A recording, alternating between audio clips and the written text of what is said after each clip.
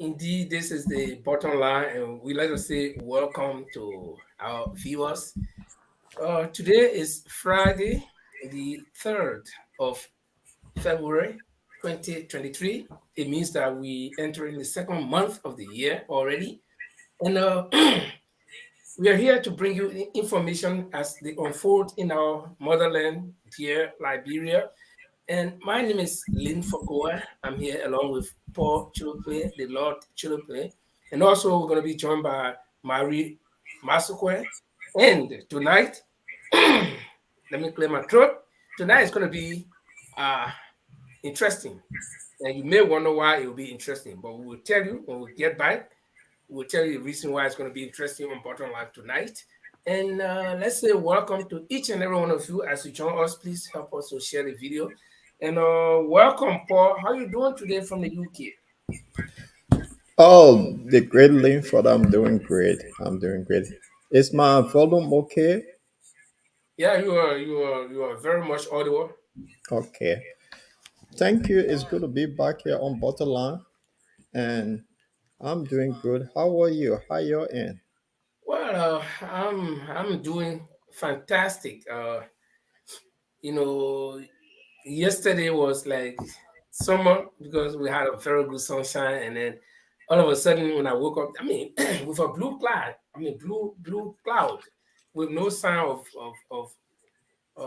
anything in the sky. But when I woke up this morning, to my amazement, I had to almost clean uh, between 20 to 30 centimeter of snow again, and it's been snowing all day long, but it's not really cold because that's it. But all in all, I'm doing fine, and everything else is good. Great, great. Well, what's on the menu today, my brother?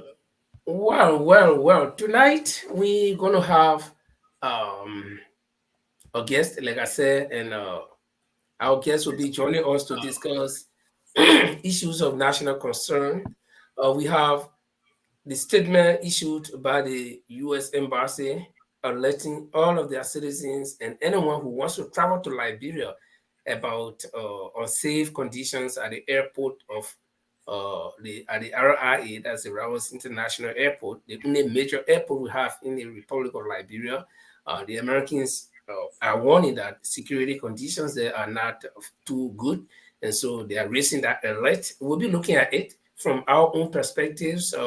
With our guests helping us to discuss that. And we'll also look at, in no special order, we'll be looking at Senator Prince Johnson of Nima County making a very grave allegation accusing the Weah administration of plotting to assassinate him and some members of his MDR party member, hierarchy. And we'll also look at Mr. Alexander Benedict Cummings, who is the Standard Bearer of the CPP, uh, saying that he's going to call for a united front among all of the opposition bloc to press the government to make sure that the government can keep up with the calendar of events for the 2023 elections, and that will include voters registration, the census, and all these things. So Mr. Cummings is saying that he's going to undertake the initiative to do that, to bring together all of the parties. So we'll also be looking at that, and we'll be reflecting on the armed catch that was arrested a couple of weeks ago at the RIA. Where is it now? In whose possession are they? And we are hearing that there will be people who are connected to that may, I'm using the word may be prosecuted. So those are some of the issues that we'll be looking at. And Paul, if you have anything interesting that we can add, or probably while we're talking to our guests, something important might just come up. And those are some of the things we'll be talking about tonight. Okay, great, great. So I guess it's going to be a fascinating show tonight. So yes. Okay. And so we're going to bring on Marie Masque. She's from the UK. Marie, how are you doing today? Do you hear us well? Yeah, I hear you guys well. How is my Okay. voice? Is it better Yeah, now? your voice is good, Mary. And could you do us a favor? Could you give yourself a hair roll a little bit so that we can see very good? Okay. Mary, let's say welcome to you. How is your end in the UK? Can you see me? We see you, of course, but Like, you need the camera to leave a little bit of space over your head so that okay, like very that? good. Yeah, Is it like, that's perfect. yeah. Yeah. Oh, yes. Oh, it's okay. Today is the weather is today. Actually, the weather is quite good today. It's a bit of Mm. when I went out to work today, it was a bit sunny and tiny bit of chilly, just tiny bit. I didn't really I feel envy it you being guys in chilly the today. UK. I envy you guys. I really envy you guys. Okay, and so we're going to come back, and when we get back, we're going to bring in our guest. So let's have this brief interlude of music. And by way of information, we also on the radio, the bottom line online radio. So if you cannot catch us right here live on the viewing panel, then you can of course follow us on the radio. We'll be broadcasting simultaneously as we do this podcast. So keep and stay with us as we take you through some serious discussions right after this.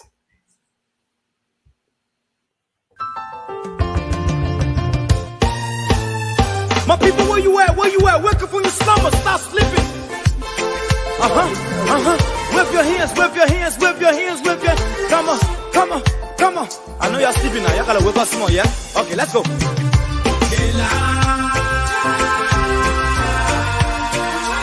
people fool us. The people lie to us. The government betray us. So much. I said they lie.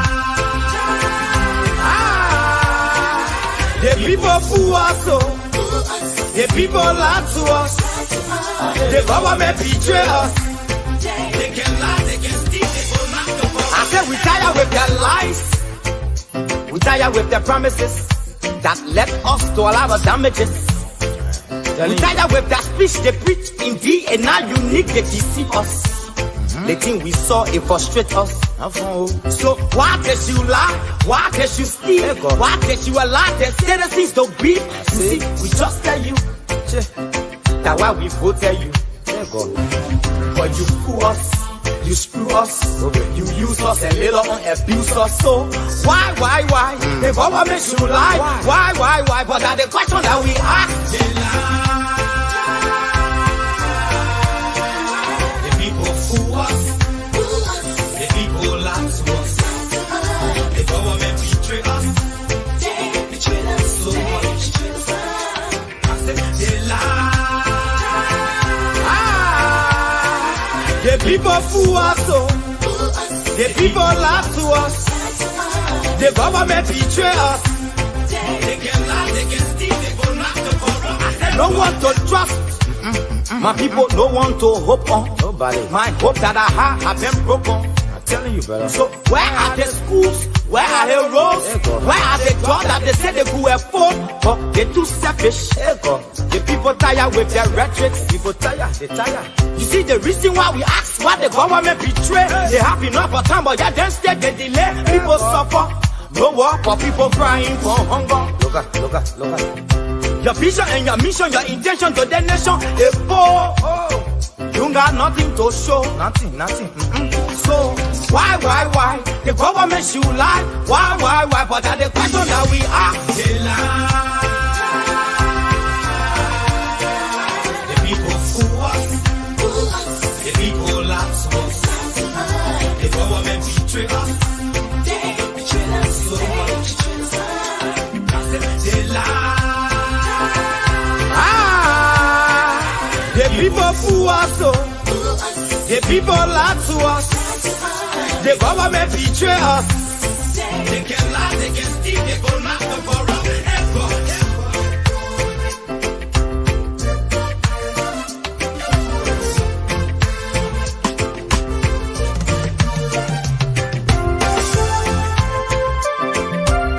I said we tired with their lies.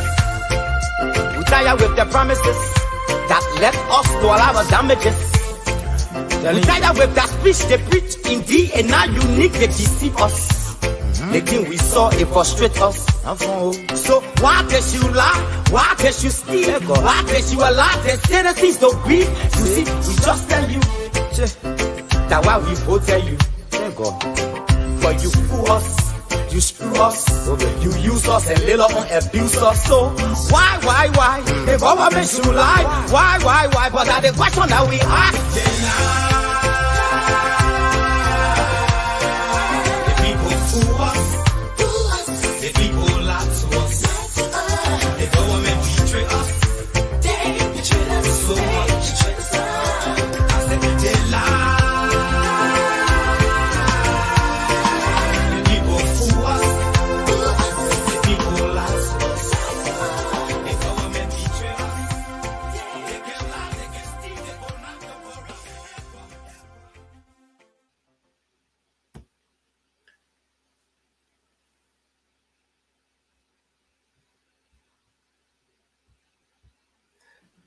Well, let's say welcome once again to the bottom line.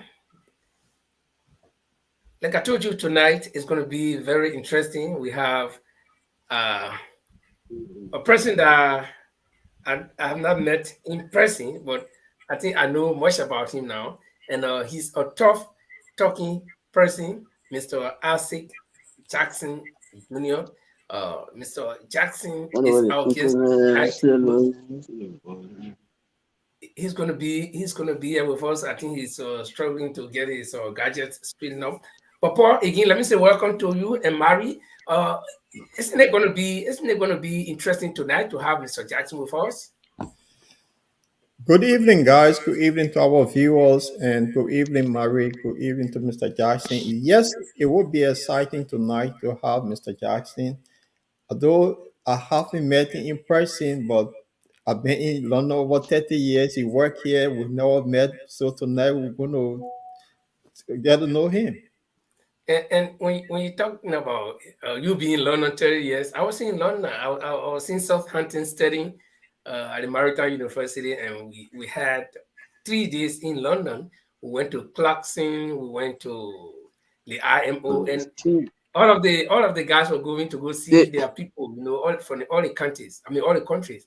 And I was looking for our representative, but I think Mr. Jackson was out on a mission.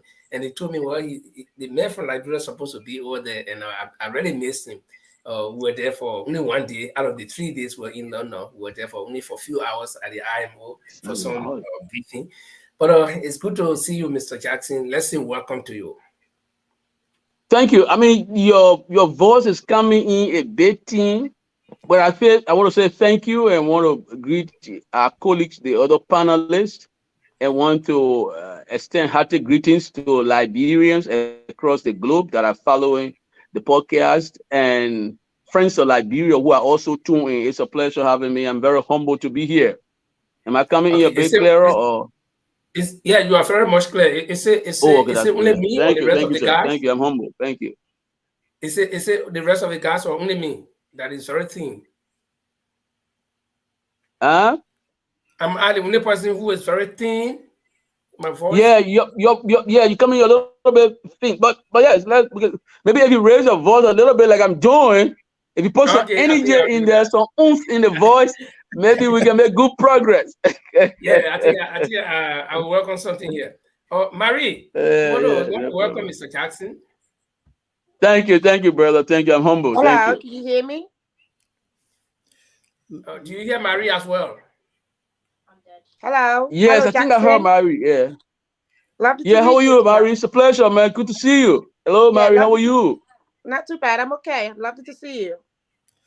Well, Mr. Jackson, welcome to the Bottom. This is Paul Chilopi, the Lord Chilopi of London. So it's good to have you here. Okay. Mr. Jackson, a lot of people may have heard about you, Mr. Asik Jackson, probably that much that you were at the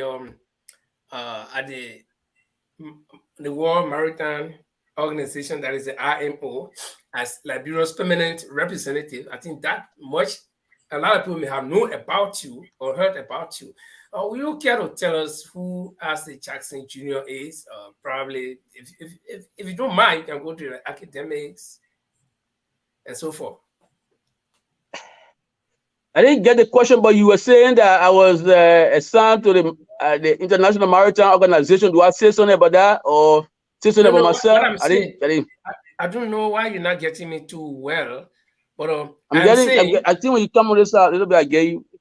But you get me well now, right? Yeah, go ahead, try it, go ahead, shoot, give it a shot. Let's go. Okay, I was asking. A lot of people may have heard about Assay Jackson Jr. being at the IMO representing Liberia, and that much a lot of people may have known about you. But now that you are here, will you want to tell the Liberian people who Assay Jackson Jr. is? And if you don't mind, we'll go into your academics. Oh yeah, no, obviously I don't have a problem with doing that. Okay. Assay Jackson Jr. was born in the Southern Post city of Buchanan, Grand Bassa County. I started my political career as a young student activist at the University of Liberia. When I enrolled at the University of Liberia, I joined the Student Democratic Alliance. It was 1998, and I joined the Student Democratic Alliance. So I started as a pro-democracy social activist when I was at the University of Liberia. I graduated from the University of Liberia, and then 2003, and then I enrolled at the Louis Arthur Grant School of Law 2004. At the Louis Arthur Grant School of Law, graduated, and I'm a founding executive member of the Liberty Party. I joined the Selly administration in September 2008 as Assistant Minister for Culture. I rose to the rank of Assistant Minister for Culture to Assistant Minister for Information Services. Then I went on to Deputy Minister for Press and Public Affairs. And subsequently, Madam Selly asked me to represent our country at the International Maritime Organization, a post I was occupying before President Weah took over and prematurely and illegally terminated my services. I was constrained to drag into the Supreme Court of Liberia. The Supreme Court, the Chief Justice then, Justice Cockball, compromised the case, and I complained Justice Cockball to the Judicial Inquiry Commission, complaining about judicial misconduct on the part of the Chief Justice, who I believe violated Article 20 of the Liberian Constitution. I thought the Chief Justice, metaphorically speaking, urinated upon our Constitution because he wanted to please the president. The Judicial Inquiry Commission wrote me back, shamelessly said that they didn't have the competence to investigate their boss. And I raised that issue with the United States government, and by then it was Her Majesty government, but His Majesty government of the United Kingdom, I shared notice with them about what the Liberian government was doing, what the shameless statement that was put forward by the Judicial Inquiry Commission. They should have copies served to them. So following the rigmarole with the government, I decided to go to the United States. So I left United Kingdom with my family, and we went to the United States. Currently, my wife and kids are in the United States. You will know that the level of humiliation and the hostility of the CDC government against me while in London, even though a diplomatic agent, the CDC government refused, in the face of a court order, refused to renew my diplomatic passport. It was a flagrant violation of the court's order. But again, this is Liberia, man, So we have to put up with all of that. And my family and I went to the United States. My wife is currently in Minnesota with my kids. And I'm now in Liberia. I thought to come to Liberia and to join my voice to the many other voices calling on the CDC government to do well, or to join the opposition bloc to democratically unseat the CDC government. This is where I am. I'm currently speaking with you from Broadville City, Parker Corner. Okay, fair enough, Mr. Assay Jackson. Paul, you guys just heard the introduction by Mr. Jackson himself. And so I think you guys now know who we are going to be talking to. And Mr. Jackson, on this platform, you were free to express yourself. The only thing we don't do here is which I know men of your caliber will not do, is to throw out some vulgarity out there. We know that men of your caliber will not do that. But when it comes to the issue, you can give your views. Your views may not be right, but they are not wrong either. That's your views, and nobody can tell you what to say. And so you have no limitations here in expressing your views as pertain to the issues. The only thing is we do it respectfully. And so, Paul, Mary, any of you want to engage Mr. Jackson from any angle, from what he explained, or whatever? Well, thank you, Linford. Let me have Mr. Jackson. You live in London for a long time, but I myself live in London. I didn't get to see you. I've been here since '91, but I heard of you, but we didn't get to meet. But it's good to meet you on this platform, and I know you might be one of the founding members of Liberty Party. So I know personally I follow you, and you keep supporter of Mr. Alexander Cummings. So you want to throw a little light on there why you supporting Mr. Cummings?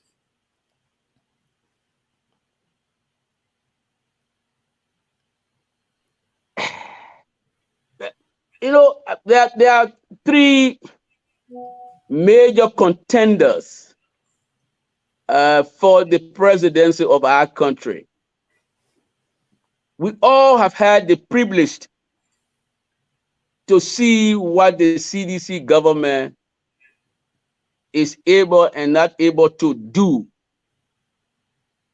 President Weah, upon assuming the mantle of authority, during his inaugural address, promised the global community and Liberians that he was going to fight corruption decisively.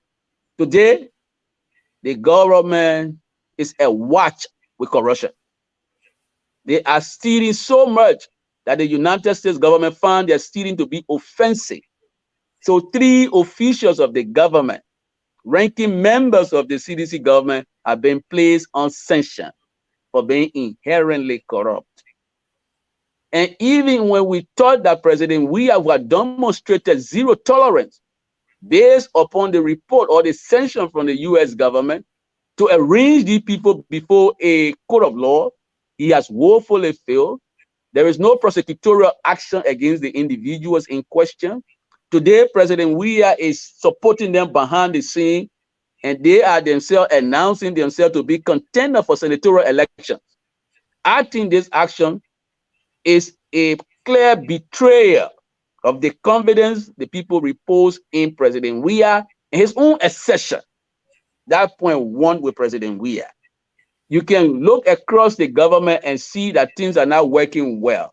Liberians are dying of poverty in slum community, while President Weah takes over $2 million to go watch football game or walk game. I think it's also in addition to the betrayal of the confidence of the people, because when President Weah was elected, the hope of our people was that he was going to improve their standard of living. He was not going to impose hardship upon them. Today, if you were to come to Liberia, poverty will be staring you in the face. Our people are still languishing in the dark corridor of poverty and diseases. And so I don't think we can give President Weah another chance based on the evidence now before us. So then we can look at the other contender, Mr. Joseph Boakai. I've known Mr. Boakai as the vice president. I worked with him in the Senate administration as vice president. I know him very well. He and I, we have got a pet name. People call it nickname, but it's a pet name because he's an older man. So every time he sees me, he calls me sharpshooter. My thing with Mr. Boakai is that the magnitude of the challenges confronting our country, I'm not very convinced that Mr. Boakai will have the stamina whether physical, whether mental, to take these challenges. Recently, it was reported that his health was failing, even though his party tried to, basically cover that up. I had a conversation the same disco we're having with another radio station, and his secretary general of the party called in and said, "Oh, you don't need to exaggerate the old man illness. He just has small fever." And my response to the Secretary General, Amos Tuel, who is a young comrade of mine, I said to Amos, but if the former vice president has small fever and he was hospitalized for 5 days, then if he have a major fever, what we'll be talking about? We'll be talking about maybe months in the hospital. And so I believe, the old man has served 40 years in government. You can't ask for more, man. You've done your part, been there, done that, So I'm thinking as an elderly statesman, he will take a bash bench and advise, offer advice on the sideline. Sometimes you can win out of compromises. Sometimes you can win when you submerge your ambition or surrender your ambition for the common good of your country. Today, Liberia is beckoning all of its sons and daughters to make the ultimate sacrifice so that our country will not continue to languish in this oblivion that we are now in. Liberia is today a global laughing stock. Instead of upholding the standard of the presidency, President Weah is effectively debasing the standard of the presidency, devaluing the standard of the presidency. And so we have been made a global laughing stock. We cannot continue like this. So the thought is that somebody who is now an octogenarian are people basically in their age 80, and there is a common characteristic associated with those kind of people, right? If you reach age 80, I'm respectful of older people, but it is scientifically established that at age 80, you start to experience some degree of forgetfulness. And this country can now have, an ailing person based on the sort of abuse or violation that are being carried out by the CDC, the exploitation in this country. If you were to take over this country, we will need all of the effort. I heard people say, the former vice president will rely on his vice president. In Liberia, we don't elect vice president, we elect the president.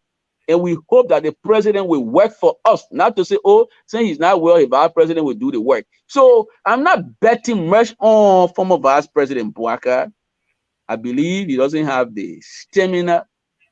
I believe his age, is there. I believe, his health is declining and he will not do the heavy lifting. And so when you put Mr. Cummings' credential on the spotlight, and if you genuinely love Liberia, you will want to give it a positive glance and say he brings a lot to the table. Cummings has epitomized what it takes for a private individual to excel in the corporate world. It is no easy feat. We talk about it on our breviary. We act as though it's an easy thing. If you live in the United States or United Kingdom, for a black boy who was born in Maryland, Liberia, went to school, elementary demonstration school, to leave this country, go to corporate America, join Coca-Cola Global, and work a way up to the vice presidency of Coca-Cola Global, there's no easy feat, professionally speaking. People who are familiar with that environment will tell you. It is the same way we can draw a parallel with President Weah, except that he has squandered his chances to proving himself worthy. In the elected world, it is no easy feat for a boy who was born in Gibraltar to go on the pages of PSG and to get the Ballon d'Or, right? It's no easy thing.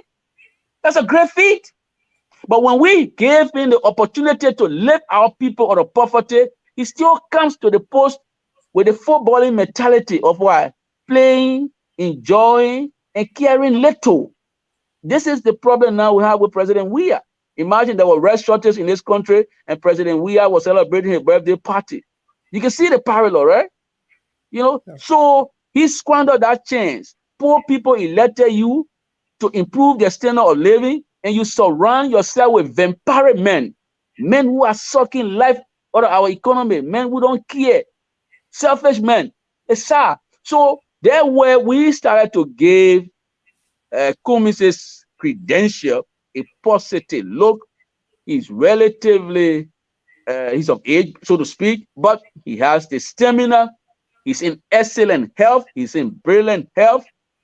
He has the cloud. He got friends who he will be able to woo to Liberia to improve the investment climate. You see, since the Weah administration took over, they have not been able to woo any serious investor to the country because they have not presented themselves as people who they can trust. People can trust them. So this is where a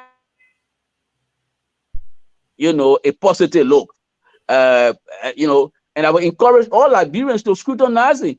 I think if President Weah wanted to run against anybody, he would choose to run against former vice president because he would say, "But Mr. Bwaka, why can you tell me? Mr. Bwaka cannot criticize Mr. Weah with a straight face without coming across as being hypocritical." But you can't say that about Cummings. You can't argue that Cummings, you've been part of the excesses of the last maybe 40 years. You've been part of the wretched system, the wretched excesses of the past regime. You can't say that about Mr. Cummings. Mr. Cummings comes to government from the corporate background. He brings an unimpeachable integrity to public governance. So I'm thinking that Liberians should rally around him if we want to move our country in a better trajectory, along a better trajectory. So that's where I am at this stage. Okay, but I know you want to come in, but Mr. Jackson, there is this argument from some corners that the experience in government. Most people believe that working in government for many years, that experience qualifies one to want to be president, and that Mr. Cummings' experience come from the corporate world. But you haven't been somebody who has worked among people who are associated with the corporate world. Do you see any vast difference between managing a group of people like what Mr. Cummings did? And I want to be honest with you, right? Mm-hmm. When people talk about experience, definitely experience matters. But what matters more is leadership. That's right. Leadership matters more. And what Liberia is yearning for is leadership. Over time, the former vice president has not demonstrated a stronger leadership credential. You will recall that the former vice president was presiding as the leader of the Unity Party when the former standard bearer was allegedly expelled from that party. She has to go to the Supreme Court to reverse the expulsion. That was not leadership. So even if people were not satisfied with the former standard bearer with President Selly, the now leader of the party, former vice president, who is now the standard bearer, he could have had some intervention to have averted this big problem in the Unity Party. He did not do anything. He did not exercise any leadership. And that case went to court, and President Selly won the case, so the expulsion was reversed. The other thing you will note is that the former vice president, who is now contesting, was presiding as chair of the CPP when the CPP imploded, and he left. Today, it is only Mr. Alexander B. Cummings who have made every effort to hold the CPP together. So, vice president, you presiding, you say you got experience, but you're presiding as chairperson of the CPP, because it was a rotational leadership, right? It started with Ure, then it went to Cummings. I still started with Cummings, it went to Ure, then it went to Nyomli, then it was the Unity Party vice term to preside.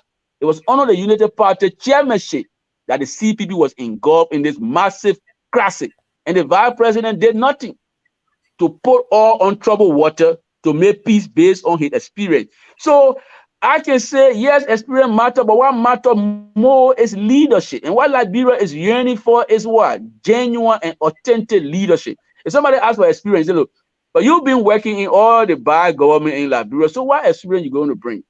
If you got any experience by working in all the bad regime, that bad experience that you will be accumulating along the way, right? So if the experience is an experience of promoting political tribalism, how does that help Liberia at this stage? If the experience is an experience of running a divisive polity, how does divisiveness now help Liberia? So, what experience are we talking about? If somebody has been associated with a wretched, system, the wretched excesses of past regime, it is not that kind of experience that you want. If they got come from the corporate world, and the last time I drew an analogy about somebody coming from the corporate world and coming to government to work, I made an analogy and compare it to somebody who drives a standard car, which I would call government, and somebody who drives an automatic car. Even though if you drive an automatic car, when you get on the standard car, it will be a little strange, but it wouldn't take you long to adjust, because the fundamental in driving is what? Steering control. And you understand it? So a guy from the private sector, yeah, you can say he's an automatic car, you put a car on, you move, because in the corporate sector, everything works. If you can't perform, we throw you out of the place. And people work to make money. Today in Liberia, the reverse is true. Most of the millionaires in Liberia are not people who make money from their own ingenuity, from their dexterity, from their cleverness. They make money at the expense of government. Today, we have over 9 millionaires in our country. So is that what you want? You want somebody who is able to make money, create wealth for himself in the private sector. So he comes to government with that mentality and say, look, I'm going to make my people to work. I'm going to bring companies. I'm going to bring industry to put Liberians back to work. This is what Mr. Cummings is. How can he create an industrial opulence for Liberia? That when you come to Liberia, you see industries and companies all over. So Liberians can go back to work. Today, Liberians are not working. The vast majority of our people are begging. I'm in the country. Look, the first reality that hit me when I arrived in Monrovia was I've gone on Camp Johnson Road. Camp Johnson Road is where before then they used to sell things from America, and they were relatively cheaper, right? Since the war day, I'm not talking about pre-war, but since the war day, Camp Johnson Road has been, most of the old stores there have been occupied by people shipping things from the US, and they are a reasonable price. When I went there, when I arrived, I went to buy paper towel. Got, with the Ebola, when Ebola came, I was deputy minister, so I communicated Ebola, right, effectively. So I was concerned with Ebola. Then with COVID came, I got the issue with COVID. So at this stage, you will say I'm addicted to wiping my hands and washing my hands, right? I got sanitizer in my car, so I wash my hands very regularly, So the first priority was, as a political person, I will shake hands with everybody I see. So when I shake hands with at least 5 people, I get in the car, use sanitizer, and then wipe my hand with a paper towel. I went to buy one paper towel on Camp Johnson Road. No exaggeration. $5 US. So I asked myself, but if you are not working in this country, how do you manage? And the vast majority of people are not working. Paper towel, one paper towel, $5 US. So, brother, the CDC have not done anything substantial to alleviate the suffering of our people. They have effectively distributed poverty across the country. And Martin Luther King Jr., a respected civil rights leader, said to all of us that an edifice that produces better require or needs what? Restructuring. That's why I think we should all work together and democratically unseat President Weah and restructure the governance system for this country so that it works for poor people. JFK was not just meant for quote unquote, poor people, that when rich people get accident or when they get sick, they fly into Ghana, they fly into Turkey, they fly into Dubai. You abandon the hospital and poor people go there, they can hardly get drugs. We need for government to work for our people so that when people go to JFK, they will have a new reality. So this is where we are. Paul, so on the issue of experience, that's how much I can say. If the experience you gain is not a productive experience, it will not serve our country. What Liberia needs is genuine, authentic leadership to lead this country. Wow. Mr. Mary? Jackson, this is good to hear from you. I know you in Broadway, Moulton Column to be precise. The people you met on the ground after many years being away and you preaching for Mr. Cummings, what the reception over there? What the mindset of the people? Are they gearing towards Mr. Cummings at this time? What's happening from You your know, brother, analysis? Yeah. I mean, in the political arena, there will be people who will be for, people who will be against, but the onus is on all of us to market the candidate. I visited my elder sister, and her view was like, because my yani, right? Like we got yani, my family name, they call me Papi. She said, Papi, you're talking about this man, but the way the CDC people intimidating people here, and there's not much we all can do, I don't know whether you will be able to win. So I said to her, look, I call Monrovia. I said, Monrovia, if all of us, because she was almost of the same old popular view, right? That maybe if he goes as vice president to the other person, then eventually they could win, and it'll be landslide. So, so I said, what we are afraid of in our country is to make difficult decisions. I said we need to make difficult decisions. It will be unfair for somebody to suggest you run to the man to be vice president because the man is not too well, and God forbid if he kicks the bucket, if he dies, you will take over. I said it is not a well-intentioned move. You don't want somebody to be vice president or somebody because the president not well, and God forbid when something happens, that will be an easy asset to the presidency. So suddenly when the president becomes vice president, all he does is to sit and pray for his president, a colleague to die, so he will take over. I said it's not well-intentioned. That's not what we can do. I said, so let's make the difficult decision. You look at an ailing old man and look at a vibrant man in excellent health who has an unimpeachable integrity, and make a decision. Do we want an ailing old man to run the country after Weah? Today, one of the things that's bugging the Weah administration, he's almost like an absentee leader, right? He hardly go to work. The country is running on its own. So even if you are to replace him with somebody who is not in excellent health, what happens? If that person is in the hospital, the country will be on the same autopilot, right? Be running by itself or be running by the vice president. And we don't elect vice president, we elect the president for the president to work for us. So I told my sister, there's no easy way out. Let's make a difficult choice this time around. Let's do it for Liberia. The Liberian Constitution, Article 63, it says something that we all must pay attention to. It says when the president or the vice president becomes incapacitated, moving, right? Yeah. What that sentence or what that article presupposes, does it suggest that we should make somebody who is ailing, who not in excellent health president? So when they get incapacitated, then people will move there? Can we not be proactive to avert and prevent that? Because illness is not an asset for the presidency, right?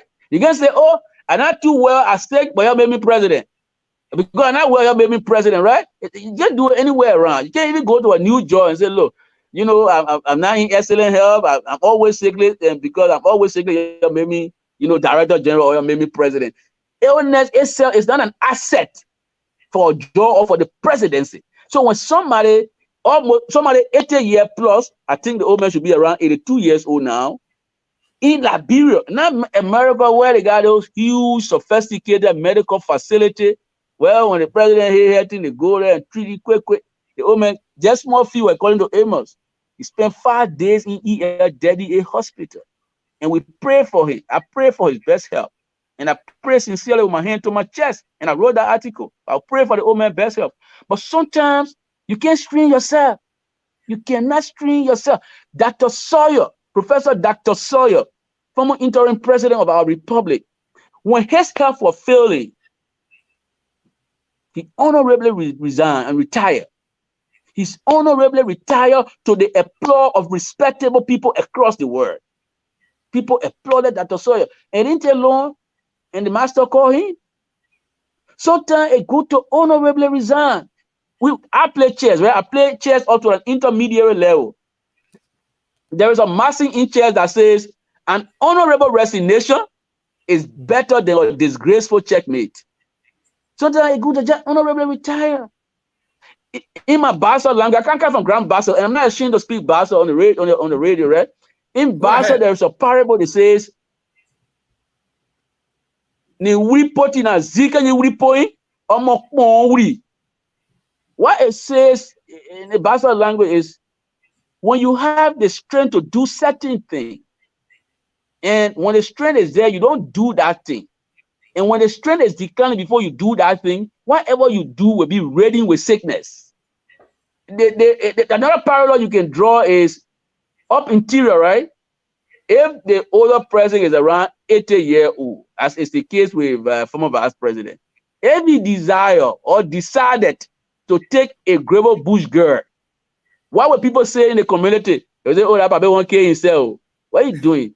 So, certain age you reach, and you look at the challenges that are associated with that job, you hand off.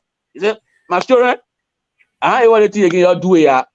So, for me, I think at this stage, we should have the respected old man, venerated, serve our country for over 40 years. Say to his children, gentlemen, the energy not there anymore. I will endorse so and so person. And if that person were to win, that legacy, that history will not just go for the old man, it will go to his generation unborn. That at some point in time when Liberia was at a crossroad, Mr. Weah made the ultimate choice. He submerged his ambition for the betterment of Liberia, not for any individual candidate, because whoever wins will have to work on the basis of collective leadership. It will not be one man. No, anybody who wins, if Cummings wins, it cannot be collective leadership. You need the best man in the country to work. Unlike the CDC, when we have one, instead of putting good people around him, he brought the same people like him. So today, Liberia is in deep trouble. In deep trouble. We say we come to the airport and how the Americans have issued a circular. But the last time we checked, our airport descended in total darkness as a result of incompetence, correct? Okay, yeah. And Mr. Weah, when he was about to clean all that incompetence, he brought another guy called what? Washington, I know, Conley guy, Darlington Conley, another guy with fraudulent credentials, and the Senate has to reject him. You know, so, brother, this country is at a difficult place, and we all need to work together collectively to move our country in the right direction. That's how much I will say on the question you asked. Okay. But Marie, I think the momentum is growing. The momentum is growing rapidly behind Mr. Cummings. And I'm sure if we all, like I told my sister, if we all say, look, we're carrying Mr. Cummings, he will tap all the opinion polls. And when the last time I checked, he started beating some opinion polls. You know, the momentum is increasing. You know, as we speak now, Mr. Cummings is the only towering political figure on the ground. Correct? Mr. Weah is not in country.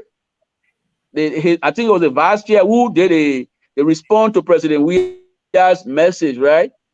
And so Mr. Cummings is the guy on the ground. You know, so you got Mr. Cummings, you got George Weah, and Mr. Weah. Mr. Weah is not here. It's George Weah here. Mr. Cummings is the leading voice now. My sister normally she said something, but nobody remember what she said. Because she's struggling, she has descended our party into crisis, into conflict. So she just floating, Everything she said doesn't gain any currency anymore. So Mr. Cummings is at least towering, and I think if we all stand up in great readiness and support him, he will ultimately become our leader. And Liberia will at least bask in the possibilities that we'll all be proud of, especially the possibilities of improving the standard of living, of bringing investors to our country, giving us a better health care. You know, you name it. I mean, you know, I think Mr. Cummings represents the only possibility to address the huge level of suffering that have engulfed this country. He's the only person who represents that possibility to change the situation around. So let's stand with him. Okay, we have issues on the docket that we actually supposed to be addressing, and what you touched about the airport is one of the issues here.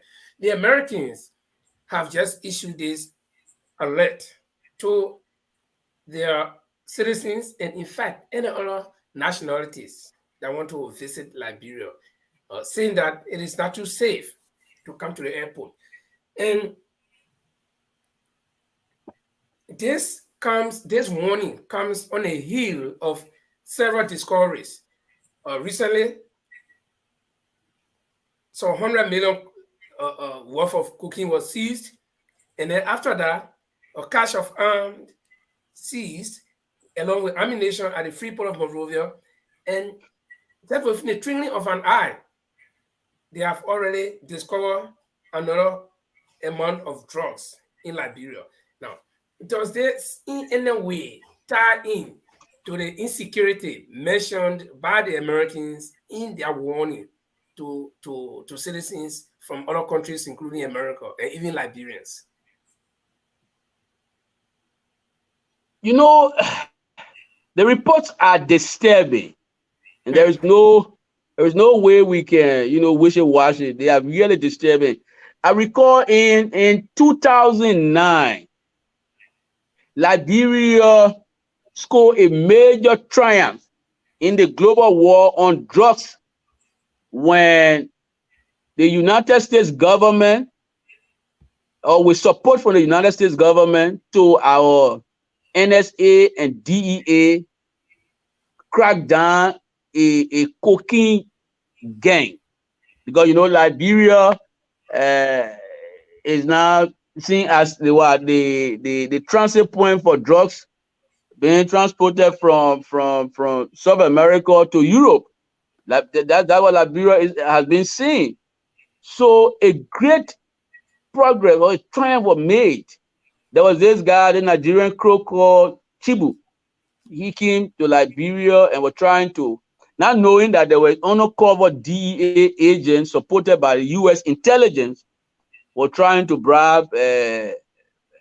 Fumba Salid, and they were offering him $1 million for, I think, 50 kg of cocaine or something like that. It was reported in the Guardian newspaper in London, and that was basically, they blew the whistle. The American nabbed the guys. There was this guy called Gay, right? Sam Gay. He was a DEA agent that was on that operation. So Liberia made that progress. But then since President Weah came, there's little they've been able to do to tackle this thing decisively. Everywhere you go in Monrovia, I'm not going outside of Monrovia since I came, but everywhere you go in Monrovia, you see a ghetto. There are reports that even DEA agents are colluding, with the drug peddlers.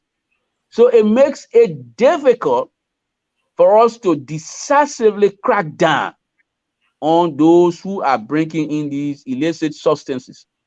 However, we are glad that they were able to track the other people down. Under the Weah regime, we don't see this active burning of drugs like we did during the Selly administration, because when I was deputy minister, I witnessed an incident where the guy was arrested at the same airport and he brought the cocaine. We put it on display at the Mika regular press briefing, and subsequently the DEA agents and the other people went there and destroyed the drugs in open. We are not seeing these kind of things. All we hear is the rumor that DEA agents are colluding with the drug peddlers and these things. And so when you see the Americans signing their kind of warning, it is not good for the country's image. That's why when I started the conversation, I said Liberia is becoming, a pariah again. Our passport, the last time we checked, the diplomatic passport that I was denied, even though I was entitled to carry, was given to a Nigerian crew who was resident in Mexico. You remember that? It was a major scandal. The other time we check again, there was a guy called Sheikh Bashu. Currently, he's languishing behind bars in the United States for money laundering. He was carrying Liberia a diplomatic passport. The American report indicated that he has a very strong relationship with the vice president, the current vice president, Madam Taylor. The American didn't go into detail whatever relationship they said she had with this guy, Bashu, Sheikh Bashu, but they reported that they have a very strong relationship. She was seen in the photograph with Bashu. This is another guy who was engaged in money laundering, carrying Liberian diplomatic passport. It was a scandal that happened just last year. Surprisingly, Mr. Weah did not include that in his annual message because it's embarrassing. So our airport is the gateway to our economy. And if the American, the world superpower, the most powerful country on this earth, say that we are operating below the international standards, then we should be concerned because it discourages other people from coming to the country. If our security measures are below international standard, people who got concerned, security concern, you think they will come to Liberia? No. So why can't President Weah make genuine effort, bring on board competent people who will manage the airport? President Weah claims to love Liberia, right? And I asked the last time, I said, if the man claims to love Liberia and he have lived in Europe and other parts of the world, and you go to those people airport and you see their airport, envy, go to Heathrow Airport, massive, clean. How can that man, even Charles de Gaulle, Paris, France, you live in an area, you see the other airport, you come the gateway to our economy, interesting the face of our country where everybody will transit, and you give it to flunkies. Well, he's very and the airport is descending and everything declining in the country. If you genuinely love Liberia, those are the areas that you will focus on because that's the face of the country. Some people don't even have to. Some people, when they transit in, they just get at the airport, go to the hotel right near there, the Washington Farmington Hotel, and go back, and they get an impression of the country. How can President Weah do this to our country? What are they doing? This is Liberia phase that you damaging. So we need to work together, brothers and sisters. Politics aside, our country is declining. We need to do something. For me, it matters little now who lead. What matters for me is for us to come together because we have failed our people. The annual message he gave is supposed to be his last annual message. He should not be giving any more chance to come anywhere close to the presidency. He has injured this country beyond repair. They are doing untold damage to this country. If you love Liberia, how can you keep the airport in darkness? Today again, SM Brussels, every now and then got to give a warning. If you don't do that, we do that. If you don't do that, we do that before we do small effort. Do we have to be taking warning and directive from SM Brussels before we clean our airport? Before we repair our runway? Mr. Jackson. Now the U.S. government is saying this place is not having the best security measure. Is beyond international standard. How do we deal with it? We can only deal with this by bringing on board competent people. And the first guy, President Weah brought, which I talked about earlier, was this Darlington Conley, man. Darlington Conley? This man used to just be sweeping aircraft in America there. He can't lie about his credential. And the first man who said he getting half degree, I said, oh God, what's this? Okay, you got half degree, brother, in the world. You gotta get 4 degree, man. They gave me half degree. I go to complete. I want the skin. I mean, it's just sad for the country, and we got to work together to at least rate Weah and a bunch of flunkies from this government. Let's have the grown-up come back and take the steering wheel. We need the grown-ups in the room to take the steering wheel. Grown-up like Cummings to come and take the steering wheel. We can't continue with Weah. We are seeing the wretched excesses of this government, and enough of that. Okay, I think our sister Marie has some question to ask. Oh, sorry, Marie? Sister, I'm talking long. You can call me if you want, man. Don't worry about me. I will yield, sister. Yeah, I'm sorry. I'm talking long. Sorry. You're very interesting. I'd just like to ask maybe like two questions from you. First, yes, ma'am. first is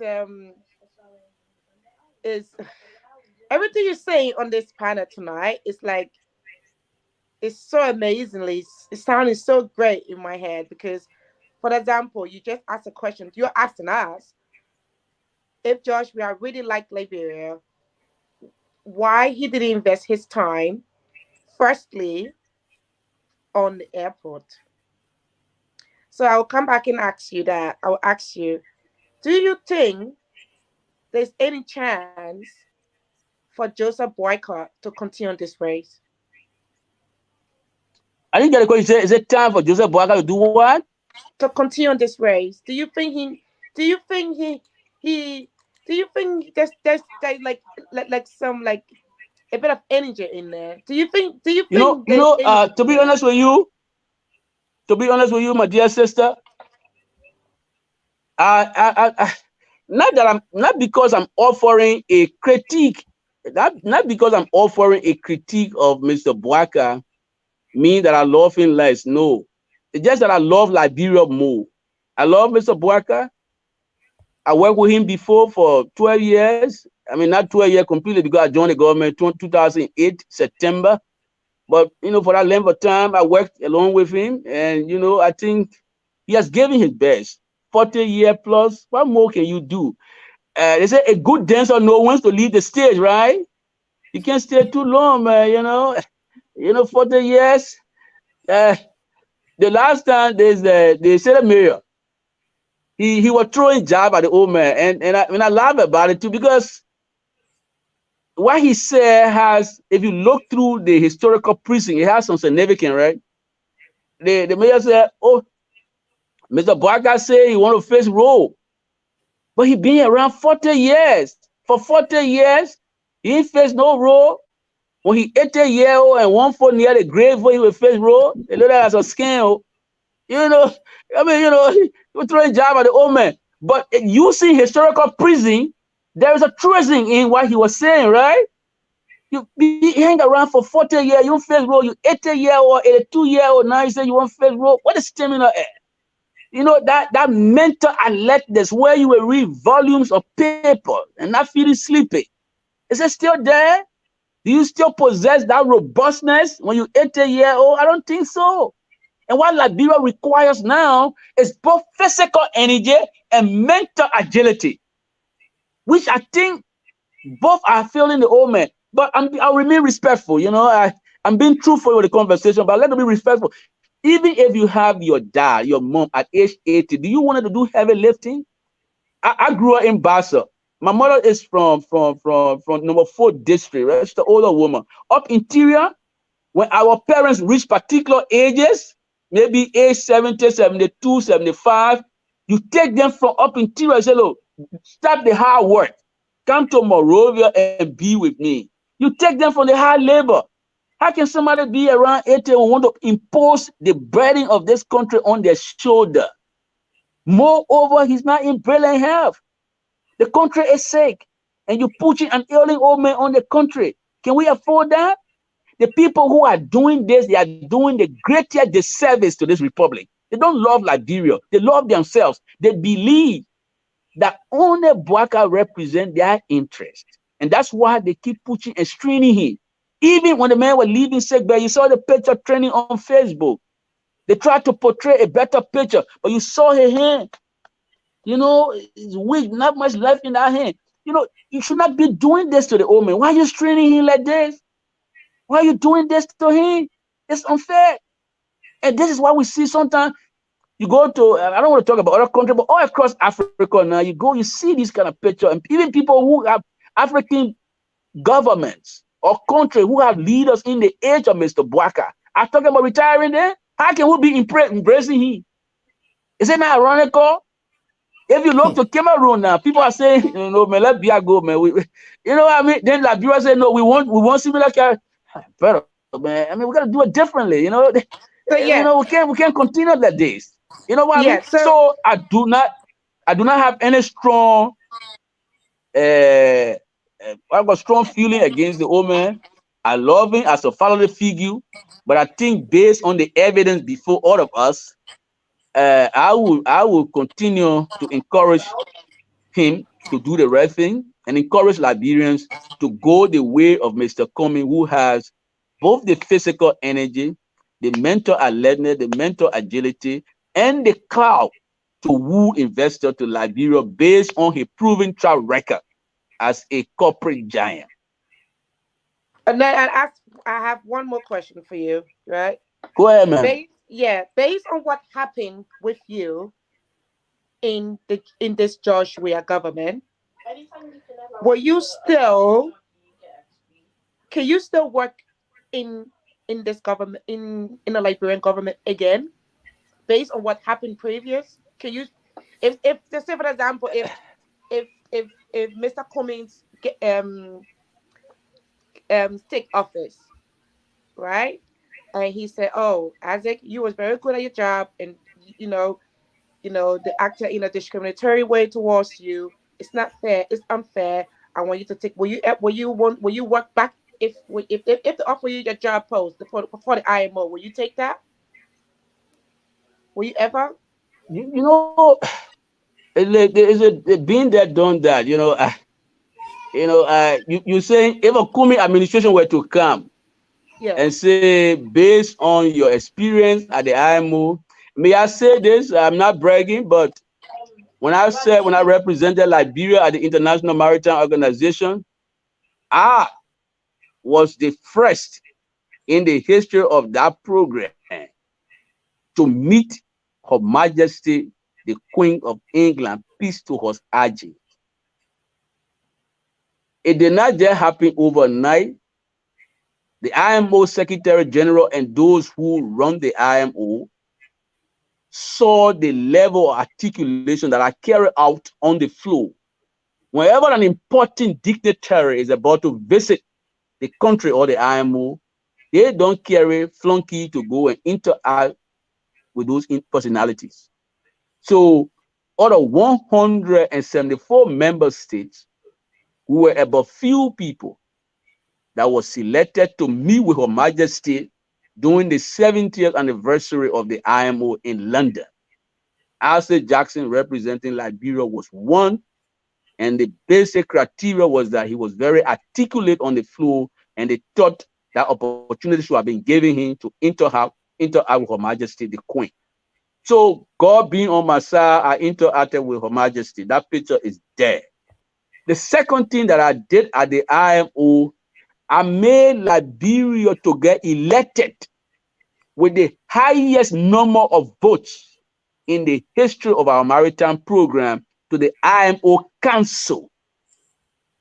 Bien Kezeli did his best when he came. The IMO was out of council for a very long time. The council is the decision-making body of the IMO. Liberia was out of council for a long time. Under the Selly administration, with the support, the cloud of the Selly administration, Bien Kezeli, who was then Maritime Commissioner of Labor, and Liberia went back on council in 2012. Then, when I came, but Liberia went back on council with 212 votes thereabout, right? Not a good small number of votes. When I came in 2017, I maintained that record with the highest increase in number of votes. When CDC came, in the name of politics and political consideration, they decided to prematurely remove me. They succeeded because the Chief Justice was intimidated by the president. In a country where private citizens can now win case against the president, you know that democracy is not alive there. So democracy is really not alive in Liberia, because democracy talk about a fair competition of ideas. When people cannot be treated fairly, you don't have democracy as a peak. So I was removed, and I was replaced with a gentleman named Owen Brown. Mr. Brown has come across as a sex pest. He went to the IMO. Not only did he disgrace Liberia, he embarrassed the African continent, embarrassed all of Africa. He went to South Korea on a maritime program, and he raped allegedly some females, some minors. Today, he is languishing behind bars. This is President Weah official. And I said on the public radio in Liberia that a President Weah was not a shameless man. Upon seeing me in this country, he will bow his head in shame. You will Yeah, play an astute. I met him. Hello? I met Moses. Yeah, I Huh? met Moses. I Hello? met Moses. Huh? She met Moses. She said the guy who is in prison. That's what Oh she yeah, you Yeah, told met. me. Oh yeah. Okay. Yeah. So you met Moses. I'm happy that you yeah, met I met Moses. Moses. He came So down to Moses my went to office. South Korea. Moses went to South Korea, and Moses became an embarrassment. In fact, a top-notch diplomat at the IMO called me when I was in the United States and joked about Moses. He said, I knew the fellow would not last long because he was obsessed with the picturesque of the job. He said, even the guy was taking picture with pigeon in the streets. That was the senior diplomat told me. He said that he left the job. He was just taking picture every night and then taking picture. He went on to taking picture with even pigeon in the streets. And today, Right. that's a disgrace that President Weah judgment brought to this country. Whenever the president exercises poor judgment, disgrace comes to the country. So if Mr. Cummings said, you've been there, and if you want to go back, that's water under the bridge. What I am concerned about, not about myself anymore, my dear sister. I'm concerned if Mr. Cummings were to take power, my first call to him would be, let's put Liberians back to work. It should not be about us. We're not talking for ourselves.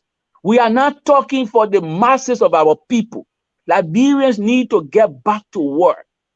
This international organization, NGO, Action Against Hunger, in their 2022 report, they said 1.6 million households in Liberia go to bed hungry.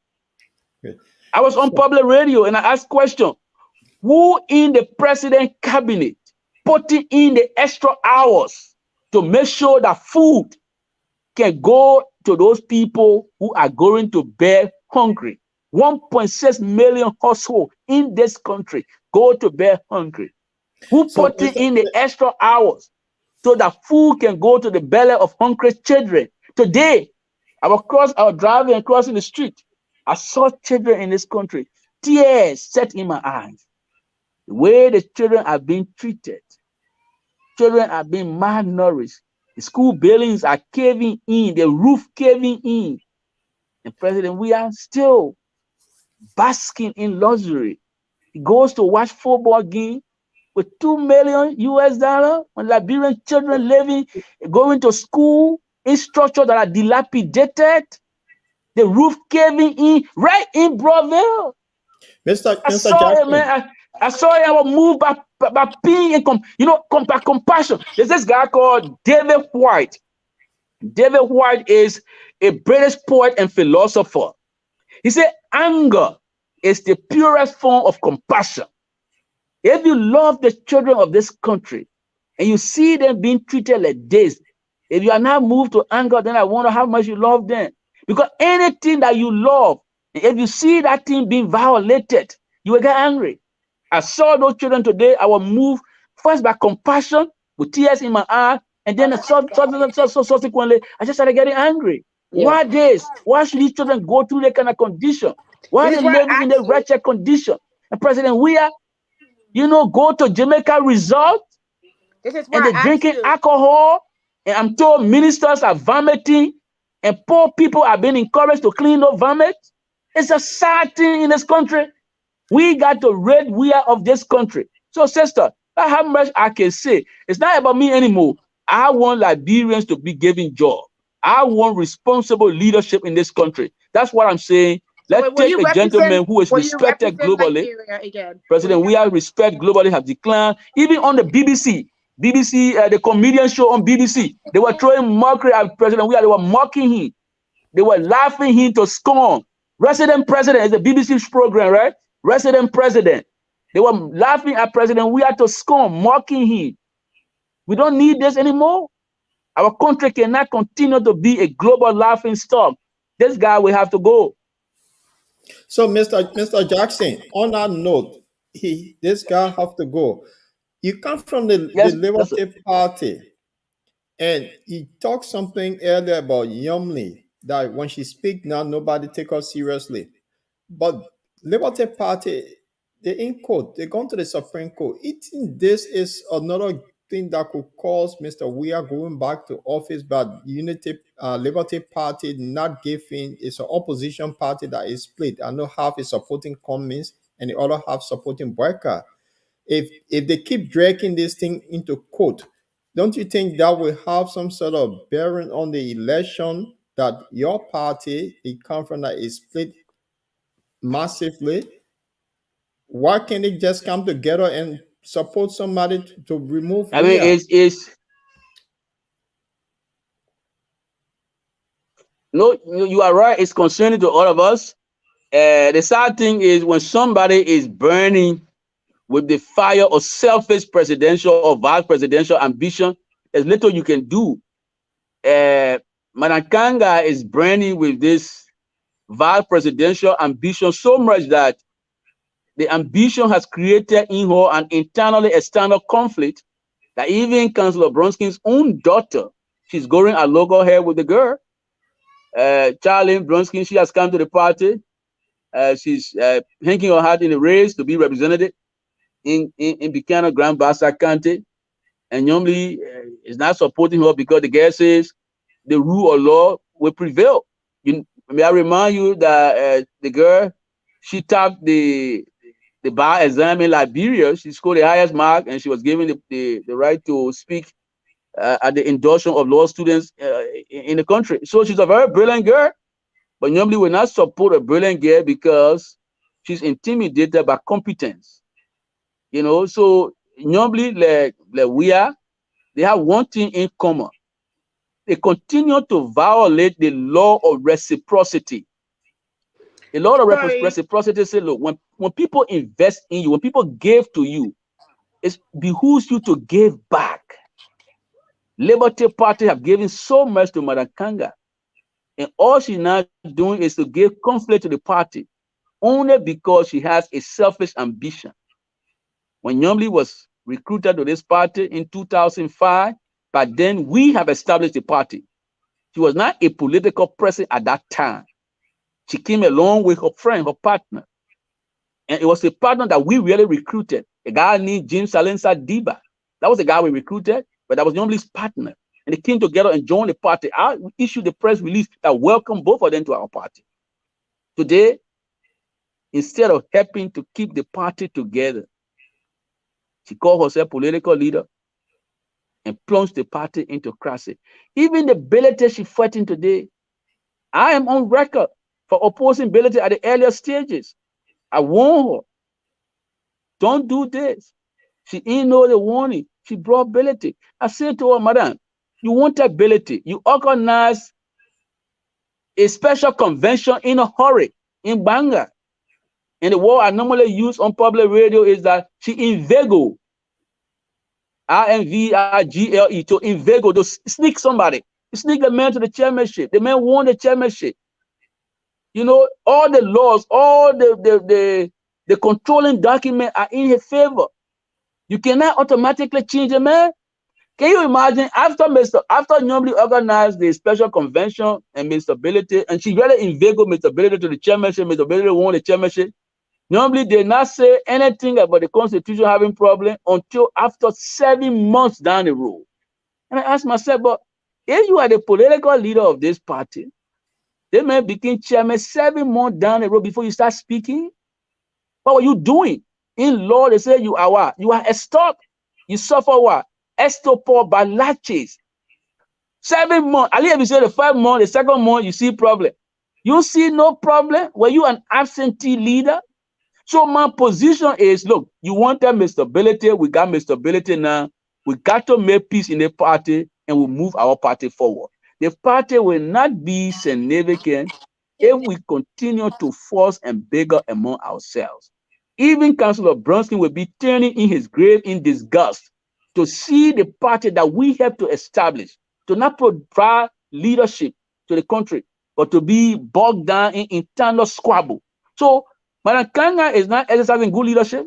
Every time she went to court, Mr. Ability won her because the law is on the side of Mr. Ability. He went to the National Election Commission. The National Election Commission took 10 minutes to dismiss her case and say, normally, you can't bring the case automatically here. You got to use the internal mechanism available to resolving dispute in Liberty Party before you come to next. 10 minutes. Can you take yourself seriously? You say you're a political leader. You want to take yourself seriously. You take a case to the next grievance and ethics committee and they dispose of your case in 10 minutes. You take yourself seriously? No. They went to Supreme Court. Supreme Court rule, Supreme Court Justice in Chamber rule in favor of Mr. Ability because the law is commonsensical. But somebody become chairman. You presided over the man election. Nobody was in charge. He presided. The man became chairman, elected. He got elected. 7 months down the road before you say, oh, a lot of the constitution got finger. If some partisan told me that the constitution was figure, the court said, but you can't do this. This man have presented himself as chair. All the document brought here endorsed. The law is on his side. We can't withdraw the Liberty Party constitution anymore. If you want to withdraw it, you got to file a petition through the court. You can't just read letter and say, you withdraw the document. You can't do it. So all along, nobody has been wrong. And she continued to wallow, to swim in the pool of wrongness. That's not leadership. For her, her desperation is to be vice president. Let me just let my tell you coming. For Nyobli, and this was a conversation she had with her siblings. Her desperation is to be vice president of Mr. Bouaka, believing that Mr. Bouaka's health is declining. And so if Mr. Bouaka, God forbid, and I'm putting God forbid, if his health fails him, then she normally will automatically become president for Liberia. That is why she's banking on and desperate to drag the party to Mr. Bouaka. The vast majority of the partisans are saying the decision to endorse either Bouaka or Mr. Cummings should be made at a national convention. It should not be made by you, the political leader alone. This is where the entire conflict is. The vast majority of the partisans are saying, let's go to a national convention and we will make a decision whether or not to go to Bouaka or to go to Cummings. But on the strength of your word alone as political leader, the party is not for you. And this is tyranny. For one person to say, let's go to Bouaka, then everybody goes, no. The party has executive committee. The executive committee is the higher decision-making body in the party, the executive council. So we call it executive council, all right? Because the Liberal Party is democratic centrist. That's the party philosophy, right? Power and decision emanate from the center. It's binding on everybody in the party. So the executive committee made a decision, and she cannot reverse that. So all that she's doing is going to court. And let me say to all of us here, most of the political issues, I will just let my thought in coming. Political issues most of the times are not justiciable. You can carry the court and prevail. Okay, in short, you are saying, a follow-up to the question my colleague asked. In short, you are saying that the best way to solve this fracas in the Liberty Party is for them to have an internal solution, and then they can now move as a party to back either of the candidates, or Mr. Cummings or Mr. Bouaka. But other than that, there will still be the divide. Absolutely. I believe the way to resolve it does the party no good. You know, if you love the party, like the Solomonic wisdom, right? If you love the party, mama, you can't keep the party in crisis, in conflict. No. How relevant would be the voice of the party if you're keeping the party in court? You go to the justice in chamber. The justice in chamber say you don't have case, they dismiss you. Normally, why are you taking the party to full bench? You wasting our time. You are wasting the party's time. And she's doing all of this because she's desperate to be vice president. She goes to the neck. The neck rule against her. You go to justice in chamber. Justice in chamber rule against you. Then you say you won't go to full bench just to exhaust the process. It's a waste of everybody's time. I have said to her, the way to resolve these things, to save face, let's bury our differences internally. When we come outside, we are a strong party. Let's go to a national convention and let the national convention decide the way forward. When we established Liberty Party, the efforts to establish Liberty Party, they didn't start 2005. It started as far back at 2003. 2000, some people can put it at 2002.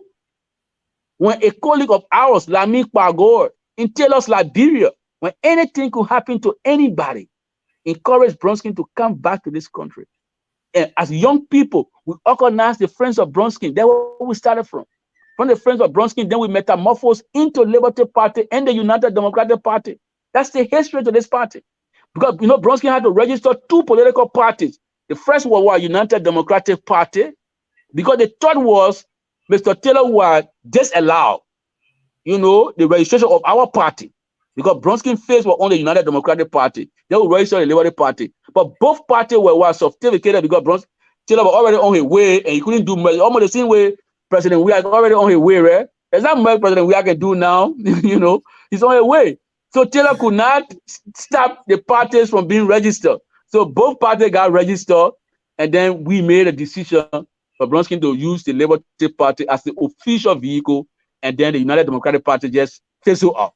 But I'm saying all of these things to say that the party has a rich history, and we were there from the foundation of the party. And I am pinned that Madam Kanga, who came in 2005, have no sense of piety. You know what piety is? P-I-E-T-Y?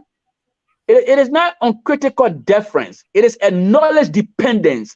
You have to acknowledge people who are there before you. That's why today we remain respectful to our parents. They brought you into the world. You have to respect people who laid the foundation of the party, founding executive member. When they call on you, and say, do not plunge the party continuously into crisis. You must pay attention. But she's not deferential to people. Okay, she's Mr. not Jackson. Obeying the law of reciprocity. The party made you senator. Imagine, the party made you senator. And today, nobody cannot even pay party due. You know that? That she had to get suspended for not paying party due, and she was dragged, and she had to protest and all of that. What can you give back to the party? What is she giving back to the party? Nothing. Your minister looking for money, she'll fail. She's still looking for money. She said she'll pay the due later on. Yeah. But you see, it's wrong. The party law says if you are a member, to be a member in good standing, you got to pay party due. Okay, but let's start this in. We're talking about Liberty Party. The party law says for you to be in good standing as a partisan, you have to pay party due. And even though Nyomli went to the Senate on the back of the party sweat, the party behind her, today she can't even pay party due with all the money that's been stolen in our Senate. Every day they dividing stolen money and doing less work for the Liberian people. She wouldn't even pay party due. So it's a shame. Mr. Jackson. I don't know which political leader will not pay party due. When Bronskin was political leader, he was the first to pay party due. She political leader, she can't pay party due. They got to announce her that she didn't pay party due. She delinquent. It's a shame, man. Mr. Jackson, can I just ask you a question? Yeah, go ahead. Go ahead, ma'am. Yeah, you know, you this lady that is in question that you keep referencing to, that is kind of like, you know, wasting everybody's time back and forth with the law, blah blah blah. But you mentioned earlier that she, and I don't know if it's the lady I'm talking about now, but I mentioned one lady was intimidated by the other lady competitor. I don't know which one of them is intimidated by another person's skills or another person's ability to function to perform well. But if it is my belief, if you guys observe that, I think there's not even a question. There's just my little point I want to put across. It is my belief that you guys have observed that this person is intimidated by her peers. Maybe, you know, they use the word competitive, or the level of skills that she has developed over the years, her level of personal development. You guys feel that she's intimidated. Why would she still be in the party? Why is she one? Why is she still in the party? Why is she still in the party? Oh, okay. Well, why, you know, and then why is she still in the my party? dear sister, that's a very brilliant question. No, 1 minute. And you guys are aware that she's lacking a high degree of skills and a high degree of competence within her regime. Why will you guys still have someone like that or someone still keep it? Because it doesn't make sense. I mean, you guys are kind of it's gonna be dysfunctional. Do you get what I'm saying? Because what I'm getting right now is a dysfunctional party that is running. That's all I'm No, getting right now. you made a point, but the party is not dysfunctional because of the political leader epic incompetence. No, the party has, like I said, the executive committee. It has a chair. It has executive members, and the executive committee makes the decision in the party. The challenge we are having is we will need to go to a national convention. And it is at the national convention that these very massive decisions can be made, whether or not to permanently suspend this political leader or to either expel her. But that decision will be a decision of the collective. So it's not a decision that you can make, off the cuff. And that's why she's still hanging around and causing trouble for the party. She's still hanging Madam around, Kanga, causing trouble. That's what I use the word dysfunctional. Maybe I would apologize for using the word dysfunctional, but she is causing trouble for the party. You see what I'm saying? Because first of all, I get the point. Yeah, because she's lacking that level of capacity of competence in her regime. I believe she shouldn't be there because she's making you guys confused. She's making you guys kind of like going up or down the place. Like, you guys are not really settled. Maybe I should say settled than dysfunctional.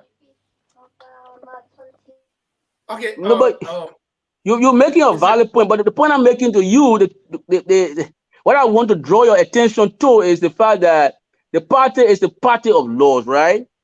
Now, to make a bigger decision, because you say, why do we have her around? And if we don't want her around, we cannot just make the decision. The decision will be made at a national convention. The national convention will give birth to new leadership, whether to elect a new political leader, whether or not to take another decision against her, to either suspend, to expel. That national convention will make that decision. Because the national convention brings together partisans from the 15 political subdivisions. So it's a bigger decision, and that decision will be binding. But what I was trying to say is that Madam Kanga was brought into politics handheld by the founding standard bearer or leader of the party. Imagine the founding leader of our party, the father of the party, brought Madam Kanga to the party. The founder of that party's daughter, and may I add, brilliant daughter, who is capping after the father to be also an erudite lawyer. She has shown some that she's a brilliant person when she does the entire bar exam in Liberia. She's trying to follow her father's footsteps. She goes to the same country where we all come from, Bassa. She's contesting. Today, this Nyobli Kanga lady who Councillor Bronson brought to prominence is not even giving support to the man's daughter. What level of wickedness is that? How do you pay back? That's what we're talking about. What? Reciprocity, right? If Bronson brought you to prominent to politics, today you are now senator. His daughter is running. The least you can do is to just give your support, even if it is verbal, even if it is passive. She's not doing that. Why she's not doing? Because she doesn't want a competitor in the party. She's mobilizing people, and they are sending threatening text messages to the girl. Our party is a respecter of women's rights. Look, we produced the first female senator on the party ticket in this country, post-war Liberia. What was her name? The senator from Magidi County, Clarice Jar. This party did that. So if the party made you, Madam Kanga, to be senator, today she's not even working in collaboration with Madam Jar and other women in the party. She's going solo. She will not even support the man's daughter. It's a shame. So this is where we are. But to come back to basic, the party we are all concerned is disturbing. We are hoping to resolve this. I believe the long appeal to the Supreme Court is just to delay, but it's not a denial. We will get a verdict soon. We're hoping that the justices at full bench in bank will make a decision soon so that the party will move forward. But notwithstanding, the executive committee of the party still work, and because the ruling all along have been in favor of the chairs. Oh, Oh, so what Mr. Jackson is Liberia the internet connection. For those of you who first time following us, can it take click on our like button so when we come on you be notified. We also on our online radio bottom line is live as we speak. And so link for while we wait for us, yeah, you want to put that out there that we're on the online radio as well. So those who some people are work and listen to this on online radio.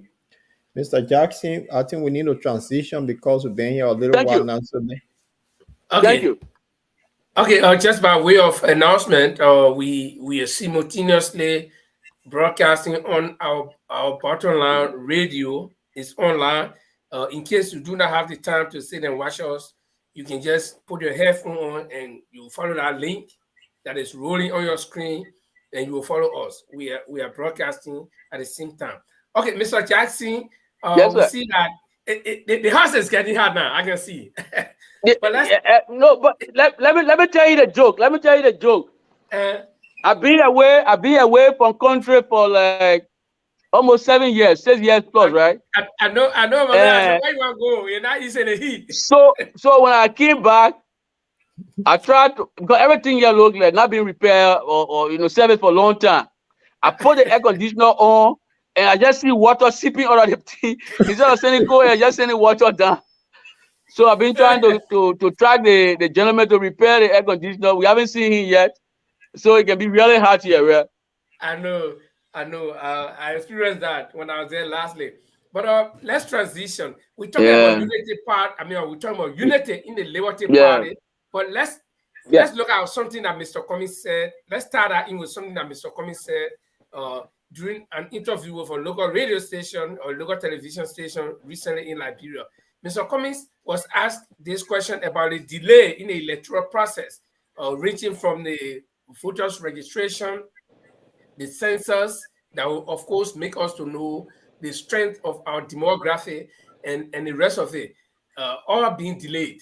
So Mr. Cummings was asked, as a leader of one of the biggest political parties in Liberia, what are they doing as a political opposition bloc that includes the rest of the opposition parties?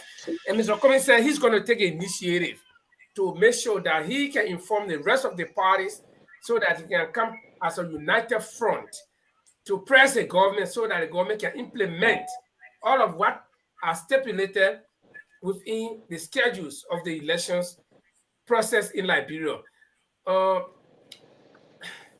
Do you think that was a good stance taken by Mr. Cummings, given the fact that other parties broke away from the CPP?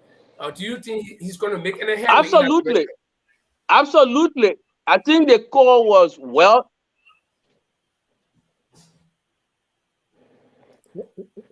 go on, Mr. Jackson. Oh yeah, absolutely. You can't be adapting Thomas. But let's look at the call he. Hello, are you hearing me now? Hearing you, yeah. Are you hearing me? Yes. Hello? We're hearing you. Okay, good. So I was just saying that we can't be adapting Thomas's, right? Okay, we can't be adapting Thomas's. The call is well intentioned. What Mr. Cummings has been calling for is opposition collaboration and the issuance of a common position on specific issues, on the issues of election integrity, on the issues of the timetable, because we are concerned, even if we say we're running a splinter political party grouping, it does not negate the fact that we can collaborate on particular issues of concern to all of us as political participants or of those who are participating in the election, as actors, so to say. So Mr. Cummings, well-intentioned, say, look, see what happened in recent time. We talk about even the election timetable. Can we get a united position? The next said to us, we could not hold the we could not do voter registration. And these are the little things that matters. Where at the earlier stages, if we do not collaborate, a bigger fraud will be down the road. That's the vision the man has for which he's now calling on. We were supposed to do voter registration. The next said they didn't have money, so the voter registration was deferred. And they didn't have money because over $2 million was used by the president alone to leave the country for almost a month plus with no economic return. All they claim about they're going to bring benefit, zero benefit. And people should get used to the president just making promises that he doesn't keep. So you use over 2 million plus. The National Election Commission is not well capacitated. The resources there are strained, and so they could not do the voter registration on time. Can political parties come together this time around and say, we don't want a second postponement? These are the things Mr. Cummings is talking about. We were to do a credible census in this country. You all know, if you follow the issue with the census was just a fiasco. The international partners have to compliment it so it didn't get to be an unmitigated disaster. But it was a fiasco. It was a failure. It was a complete failure. I have a colleague who live around the Pinsville, right along the road. The guy lives in Pinsville, right on the road. He was not counted. So if somebody lived in Monrovia, around Pinsville, who was not counted, living along the road, if he was not counted, imagine whether they will reach to Sano to count the people in Bokonjili, whether they will reach to Mount Unhunta in Bassa or in Riverside. You know what I mean? So, I mean, the census here that was conducted under the Weah administration, talked by all the corruption allegations. You know, Mr. Smith, the guy who was at the center of all the corruption thing, got dismissed. Even though President Weah, in his annual message, he talked about whistleblower act. That man was talking whistleblower act, bleating about whistleblower act, talking bills at the podium while he dismissed a whistleblower in Liberia, Ellis Williams. Ellis Williams was the guy who, a CDC guy, who blew the whistle at Lenges and said, Mr. Smith and some of the people here are stealing, as though stealing were going on the faction. We are got angry and said, why the man blew whistle? He dismissed the guy. But he go deliver his annual sale of the national address and he talk about whistleblower. How can you be dismissing whistleblower and talking whistleblower business? So, I mean, this is inconsistency, incoherent. So, Mr. Cummings is well-intentioned. We all opposition people need to work together so that we pay attention to what the NEC is going to be doing. Because if we don't pay attention, the election will be stolen. Right now, as we speak, you were coming. Let me just make the last point. Right now, as we speak, it will beat your imagination that President Weah has started a pre-campaign, premature campaign in disguise, all along the streets. You see paraphernalia, the pictures, the billboard. They say they're doing Million Man rally. It's a scheme. This guy is a con man. They see con, because they deliberately decided not to put vote on the banner because we charge them, we take them to court for pre-campaigning activity. So they put it in disguise. Where Million Man matter, you got to put billboard all around the country. This man been president for 5 years. He can't win election on his record. He got to be putting picture all across the city. Can't see the banner all in the streets. Massive banner. I support Weah. I support Weah. He's campaigning prematurely, even though he's been in power for 5 years. He got nothing to show for the 5 years. That's why he prematurely campaigning. Tomorrow they say they're having rally. I mean, this is bad.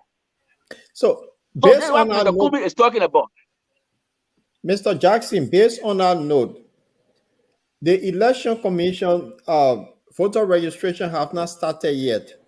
Looking at the timetable, what Mr. Cummings is calling for, if this does not happen, will we have a constitutional crisis in Liberia?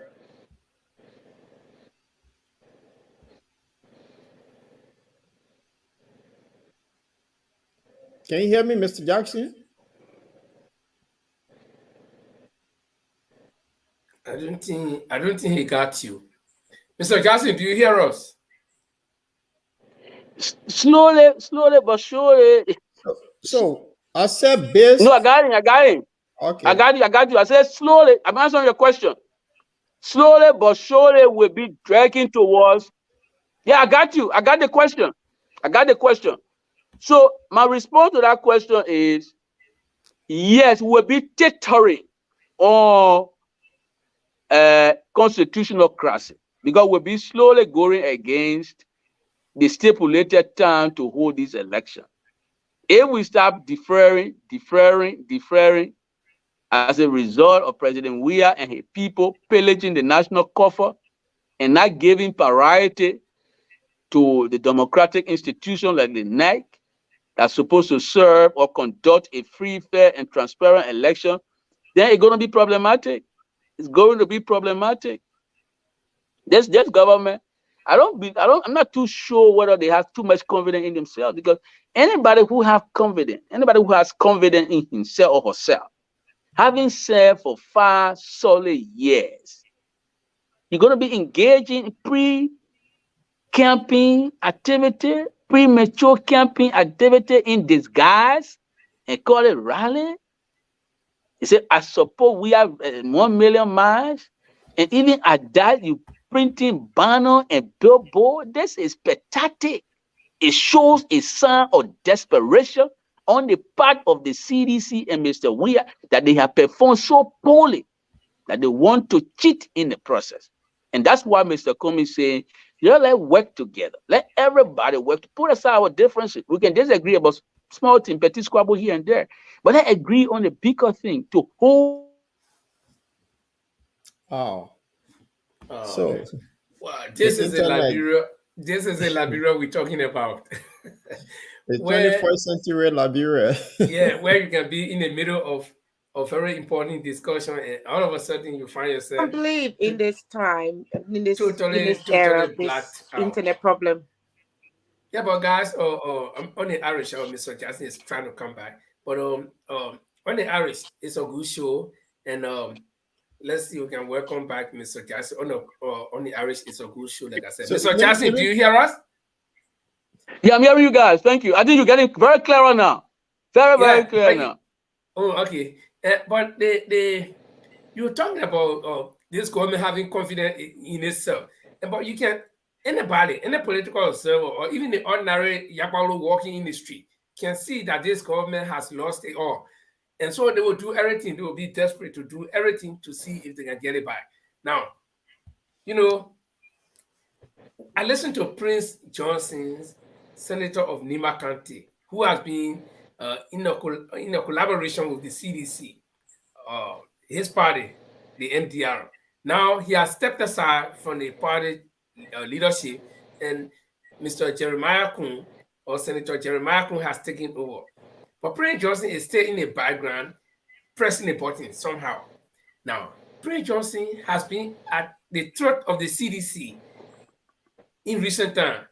First, he announced that the CDC owes Nima County people money that the province was supposed to give, or that is from the arsenal meter and all the other stuff. But the Nima County people are not received that money. And he declared himself as if godfather of Nima County, speaking for them. So he said he is pulling out of the collaboration, okay? Even though he's no more standard bearer of the party, but he's in the background as, I think he says, some chief executive something.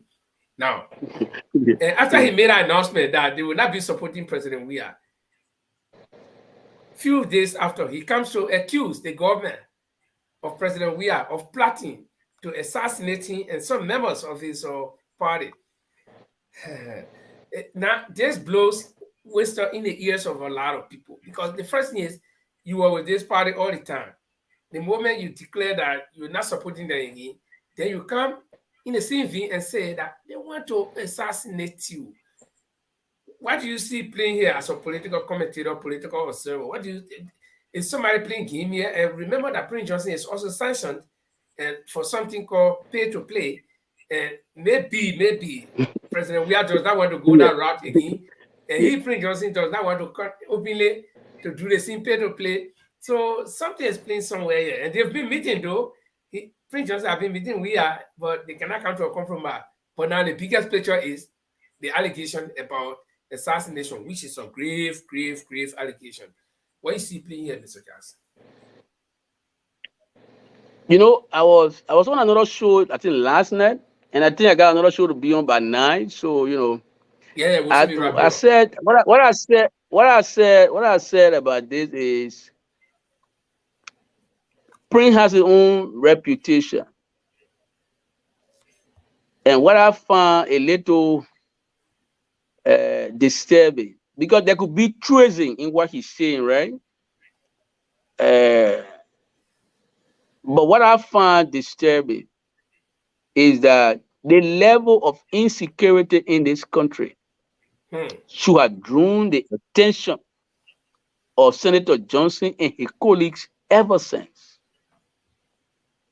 You remember when the 2 auditors were the first to get murdered in broad daylight on Broad Street? And senators did not do much. They didn't do much. Then 2 other auditors were added. A colleague of mine with whom I taught at the University of Liberia, Bati Yensua, murdered in cold blood. The government gave flimsy excuse, and senators did not move. Right. The Senate did not move to say insecurity creeping in this country. How about my own friend and brother from Grand Bassa, Matthew Innes? He was there when we established the Liberty Party. He always was on the professional line. Got murdered from the central bank. The Senate did not speak. So for Senator Johnson, it has to be about his personal security before he gets in the public. We don't run country in this way. Since I came, my neighbor, I've been good, I've been kind to my neighbor. I don't have money to give anybody. I speak to everybody and go. Signal to me yesterday that they saw strange vehicle now coming around my fence because I did an interview on 50/50, the popular talk show here hosted by Timas Jalate. Tima is the host of that show. And I went on 50/50. And in keeping with our Liberian constitution, it is my right to offer bullets of verbal scrutiny against the government. And I offer verbal scrutiny. And because I offer bullets of verbal scrutiny against the government, they are now visiting my homes in disguise. A car. Well, I think he's getting some Linford, did you hear that? Yeah. Can you imagine? Did you see how scary that is? Yeah, you know, this is what we talk about every time. Insecurity. In a case like this, you will not have foreign investors coming to that country. In a case like this, our tourism industry will go totally dead. You know, let's see if we can bring Mr. Jackson back. You know, I travel a lot. I'm sorry, I know you got a call, and I saw that you got a call. Yeah, so they're calling me for the other show about 9 o'clock. Yeah. We almost there. So if just what Mr. What? Yes. So what Senator Johnson is saying, we cannot dismiss it. He is a security guy. He been around the security setup for some while. For good years, he's security minded. My only thing is, when your own security come a threat before you talk, that's not leadership. When the country is catering on insecurity, we all have to speak up. Right. If we do not speak up and they coming near you before you start yelling, then it's not good. But it's not a good sign that we are experiencing this high level of insecurity in this country. I was just talking about the incident at my house here. What is it? People brought a van or park here, and then these strange motorbike guys, coming near the fence and trying to skin the environment and all that stuff. It's not good. In a democratic society, it is a right of citizens to offer what I call verbal bullets of scrutiny against whether the power that be or element or agents within the regime. When people do it, they should do it freely without intimidation.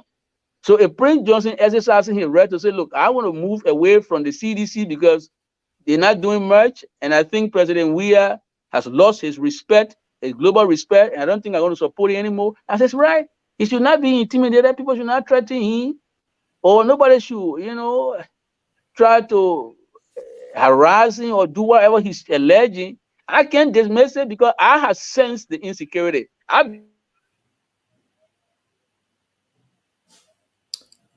Wow. The great city of Liberia, Monrovia, Liberia, internet problem again. Guys,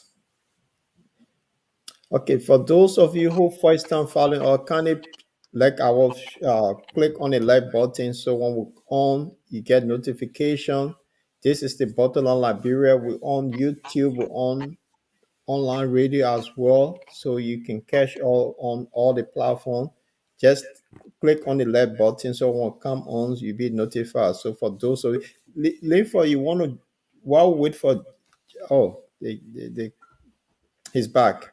Okay. Yeah, I'm just going to control. It's a big problem. But let me say, since I'm time pressed to go on the other show for another 2 hours. I want to thank you all for having me. I'm looking forward to appear next time. We have to pray for our country. We have to work together to improve the situation on the home front. The level of suffering that engulfed this country have never been seen before. And so we all need to work collectively to at least make a big difference in this country. I want to thank you for having me, and thank you all and wish you all the best. Thank you so much, Mr. Jackson. It was a pleasure having you. And I know our viewers were not disappointed. You've offered exactly what they expected. And we hope to have you here again. And like you said, we all into this thing together and we have to see the end together. So it's a pleasure again on behalf of the bottom line. We want to have you here back again. Thanks a lot and have a good night. At least we got to the bottom line today. Yeah. We got to the bottom line as always. Discuss it from the top to the bottom line. We got to the bottom line.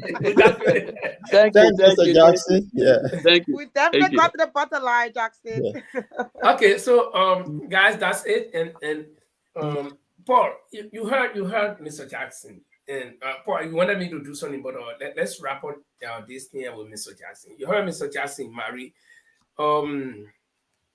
He talked about a lot of things, but one of the things that he talked about is Mr. Cummings' experience that he will bring to the table and his leadership skills, as exhibited over the years when he was in the corporate world, and even since he became leader of the ANC vis-a-vis the CPP, to the point where just 2 days ago, or in fact yesterday, if I'm not mistaken, where he's calling on the opposition bloc to come together to press the government to hold his election schedule intact, or else there will be problem ahead. Because I remember after the 2018 election, the 2017 election, people went to the Supreme Court. You see it? So to avoid all of that, now is the time to start doing what you need to do to curtail any problem that may come after election.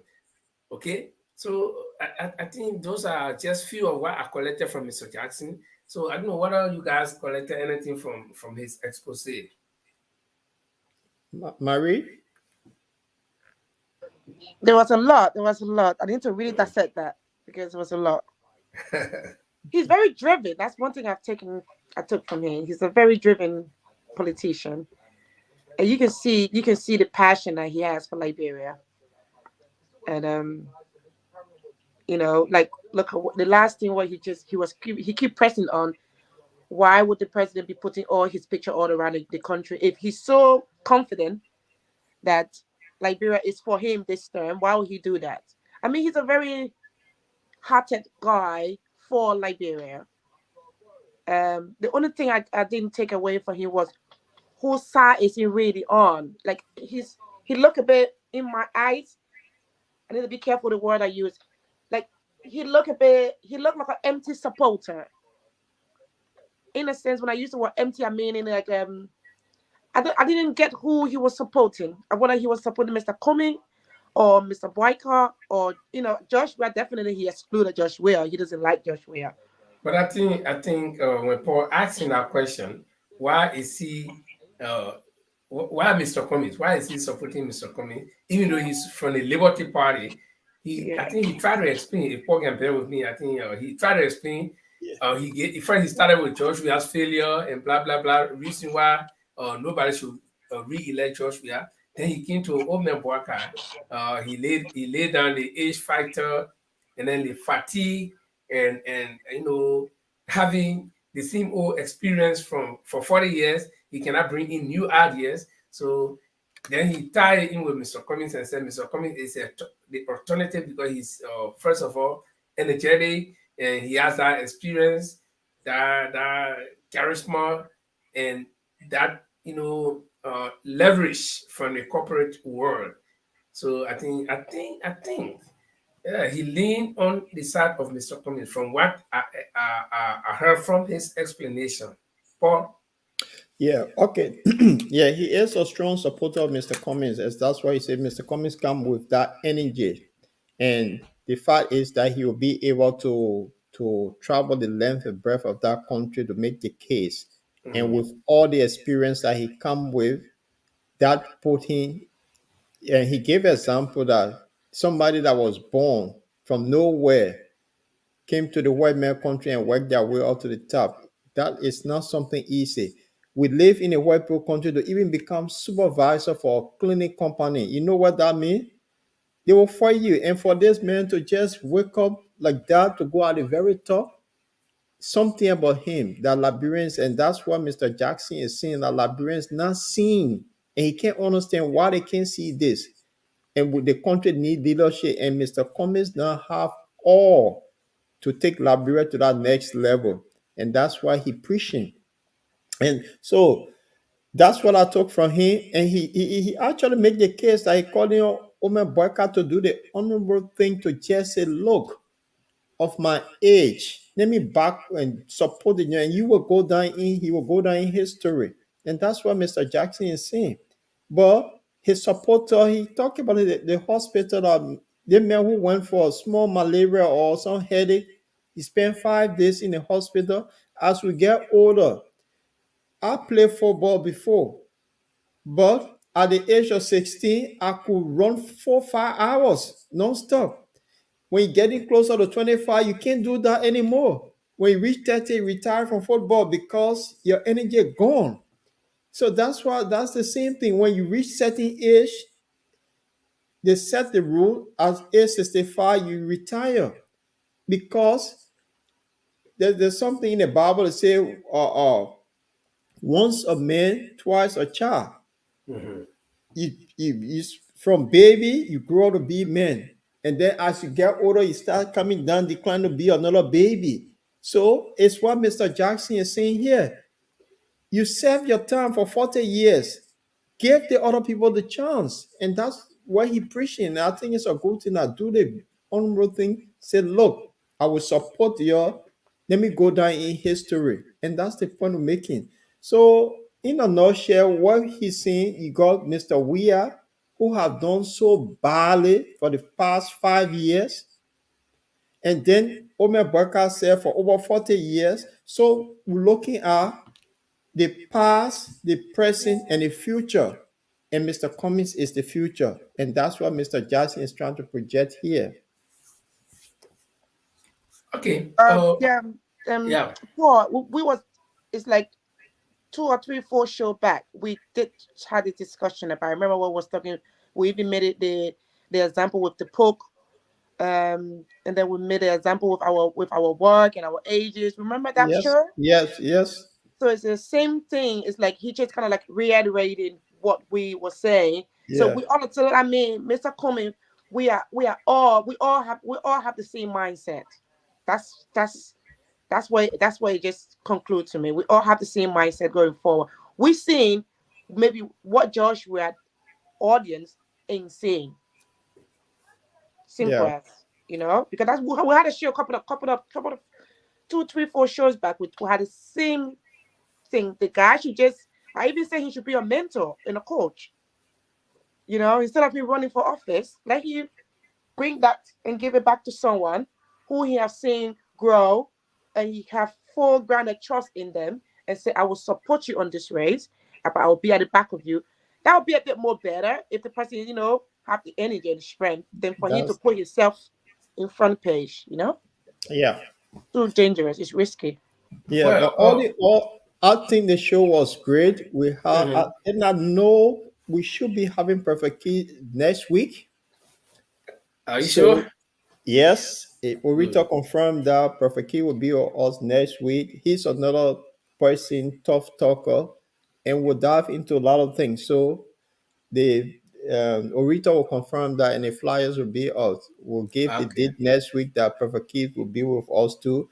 This is the guy that a lot of people, for some reason, he abused people, but he seems to have a lot of women following him. So we'll have Prophet Key, and then we'll talk about Liberia. Okay. So And before you go, uh, before we go, I just want you to please take us through on this, and we will be hosting Mr. Cummings in Stockholm. And I want you to take us through this and talk to us what will be happening in Stockholm. I know you pay your debt. The last time when Mr. Coming were coming to Germany, I always need you to take us through, so you pay your debt now. Okay, I'll do it. Oh, for those of you our viewers, probably you've heard his name, Alexander B. Cummings. He is the standard bearer of the CPP stroke AMC. Now, I will give you a good background. Most Liberian politicians, when they're running for office, as we speak now, where is Paul? You got to put it back. Okay. Yeah. As we speak now, uh, Woman Joe Baka is in where? The United States of America. All our politicians, when they're running for office, they always go to America. Because why? They feel that a lot of Liberians live there. But on the flip side of the coin, there are a lot of Liberians that live in Europe too. And it's very difficult, except that when our politicians win, then they are coming to visit Europe for some reason. But in a time of campaigning or looking for support, they normally go to America. But then we, the Liberians in Europe, especially ANC sympathizers or CPP sympathizers, we have made it our business to invite our political leader here. And that idea, I think it went down well with him. And that's why he was able to visit us in Germany last year. And that was in July last year. And it was a great program. Now, I think he saw the turnout and the way Liberians welcomed him. So he also decided, after we throw out another challenge at him and said, well, you cannot just come to, Europe is a big continent. So you are in the south of Europe, that's southern Europe. So now you're coming to northern Europe, that is in the Scandinavia. So the three Scandinavian countries, Norway, Denmark, and Sweden, in fact, we want to extend it to the Nordic countries, Norway, Denmark, Sweden, Finland, and Iceland. We've invited Mr. Cummings to come. He will be here in April. We're talking about just 1.5 months from now. He will be here April 14th to the 16th. He will be in Stockholm, the capital city of Sweden, and he will be with Liberians there. So if you live in Europe, not only in Scandinavia, but anywhere in Europe, you can come and be there. You don't have to be a seditious. You don't have to be an ANC president. You don't have to be any party member. You can be ordinary Liberian. Just come and ask Mr. Question those difficult questions that you think you want to ask him, saying he wants to lead our country. So he's going to be with us on the 14th of April, then the 15th and the 16th. Actually, the 14th will be the meet and greet, and we'll be there to meet him, to interact, maybe have some tea together or whatever. Then on the 15th will be a grand party. And Mr. Cummings will be able to talk to the people. He will greet people. And I will tell you my own experience from Germany. When we were there, Mr. Cummings even got lost in the crowd because everybody was like, I don't know, Paul, I was fighting to go find Mr. Cummings to even take picture, but and he was everywhere. And the seditions that went there, they meet people that really surprised me because the seditions were even taking over the show from we that organized the show. Did you notice that? We are muted, Paul, we are muted. Let's show this little clip of Mr. Cummings with us in Germany. Just a little clip that we're having breakfast. Yeah. We're having a breakfast here, right here in Hanover. Just starting now, got a family of ANC here. All the members are here. We want to start having breakfast. The boss himself is here. These are the delegation from Holland. The guy Weah is here. Weah, say hi to us. Yeah, Weah, what's your name again? The lady on the right. May is here from Holland. That's Nicholas Doe. No relation to Samuel Doe. No. That's they all came from Holland to be part of this event. We will have our sister. You got it, but I said you want to do it homework too. The boss himself is helping himself in the morning. Nobody helps him, so he helps himself. So you see a live right here in Hanover, guys. Come and join wherever you are. We're having an event going on tonight. Everything is going to happen tonight. So join us. Yeah, right now we. Right. So he's a very humble person. I missed this one. You know what? Paul, I swear to God, you just took it out of my mouth. I said, "Oh, he's so humble." But you know, that's one thing I've taken away from all my research I've been doing with him. One thing I would tell you, I take away from that gentleman, he's very humble. Yeah, he's a very very family oriented type of individual, and I believe that going forward, Liberia would never regret. No, he's very humble. I'm a testimony to that, and I remember when we were there that evening during the meet and greet. I came late because I was looking for the place, and when I came, I was like, because I've not seen Mr. Cummings face to face beside talking to him. So I was like, okay, I travel with my family. So should I leave my wife and the children in the car and then go, or should I just carry the whole group so that probably would disturb? But when we got there, Mr. Cummings was like, he has seen me before, but he remembered the name though. He said, "Oh, Linford." So he brought all the boys. Wow. Then he was like talking to us, and the first 2 minutes I was like, is this the man who wants to be president? Because most of the people they will build that kind of big shell around there, and it had to break that shell. But Mr. Cummings was interacting with us. We all ate, and then we were cutting our own food. Like he said, this one was the breakfast. I was not there. That was the next day. I was not there. I was looking for a place amazing. So you see, this is what will happen in Sweden. That breakfast, not for fun. That breakfast actually looked like lunch. I say, for real. The part over there. That was breakfast. I was thinking I was going to eat eggs, sausages, baked beans. We call it executive breakfast. Executive breakfast. But we're going to have a greater one like that in Sweden. So if you live anywhere in Europe, like I said, you don't have to be ANC sympathizer or CPP sympathizer. Just come there. You can be from CDC. And Paul, like I was talking about the sedition, you remember the football game. The sedition, every time. But a lot of them. Yeah. Every time we score one goal, we play against CDC though. So every time we score one goal, they'll score, and Mr. Cummings will be clapping for them side. So you see, and they all love how they came around Mr. Cummings, and they So if you come to Sweden, you're gonna have a great time. So we look forward to you, but we'll continue to inform you about this program. We want it to be great, and let it be your chance to come and ask Mr. Cummings the questions that you think people have never asked him before. And we'll also have it live by the grace of God. If you cannot be there, we'll have it live. So probably you can have the opportunity to ask Mr. Cummings from wherever you are in the world. So Paul, or anything else to add, because our time is far spent. We had a tough talking man tonight.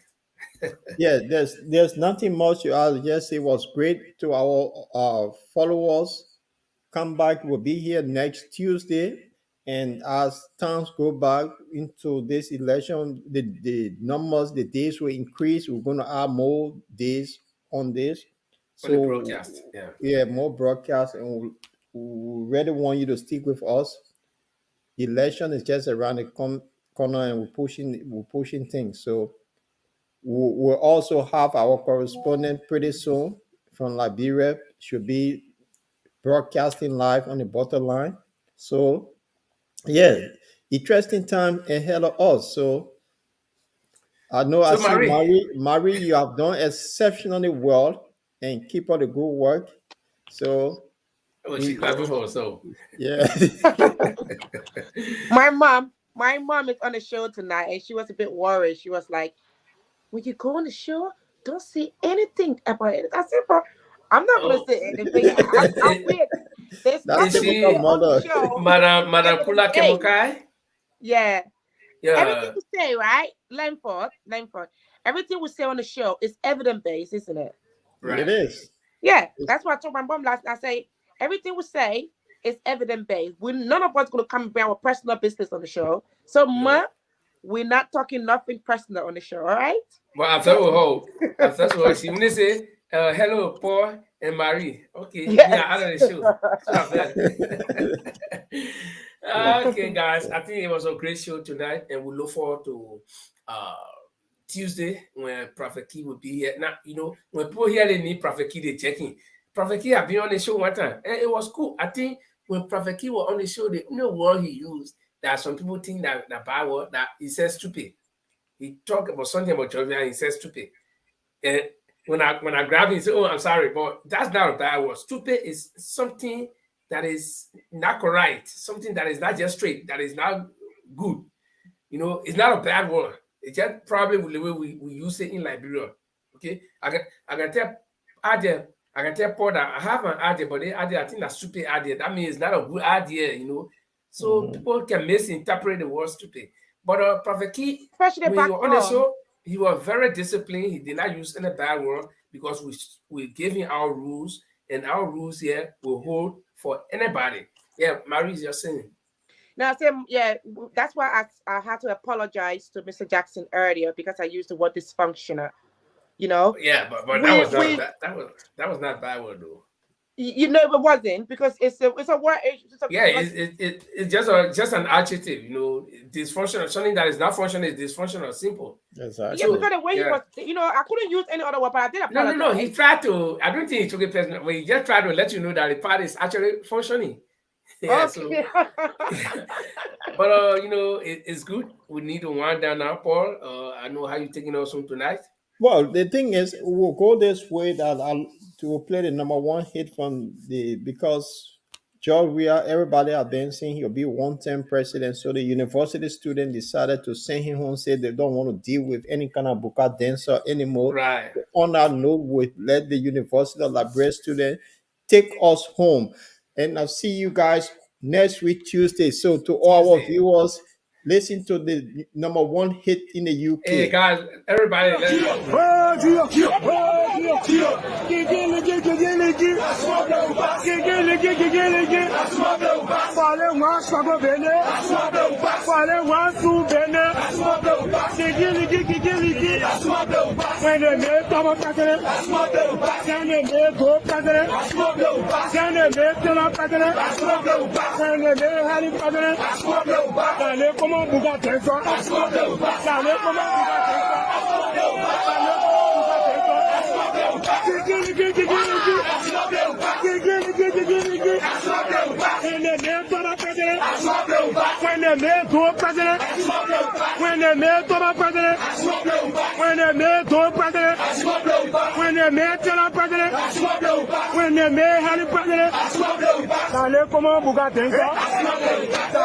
Buga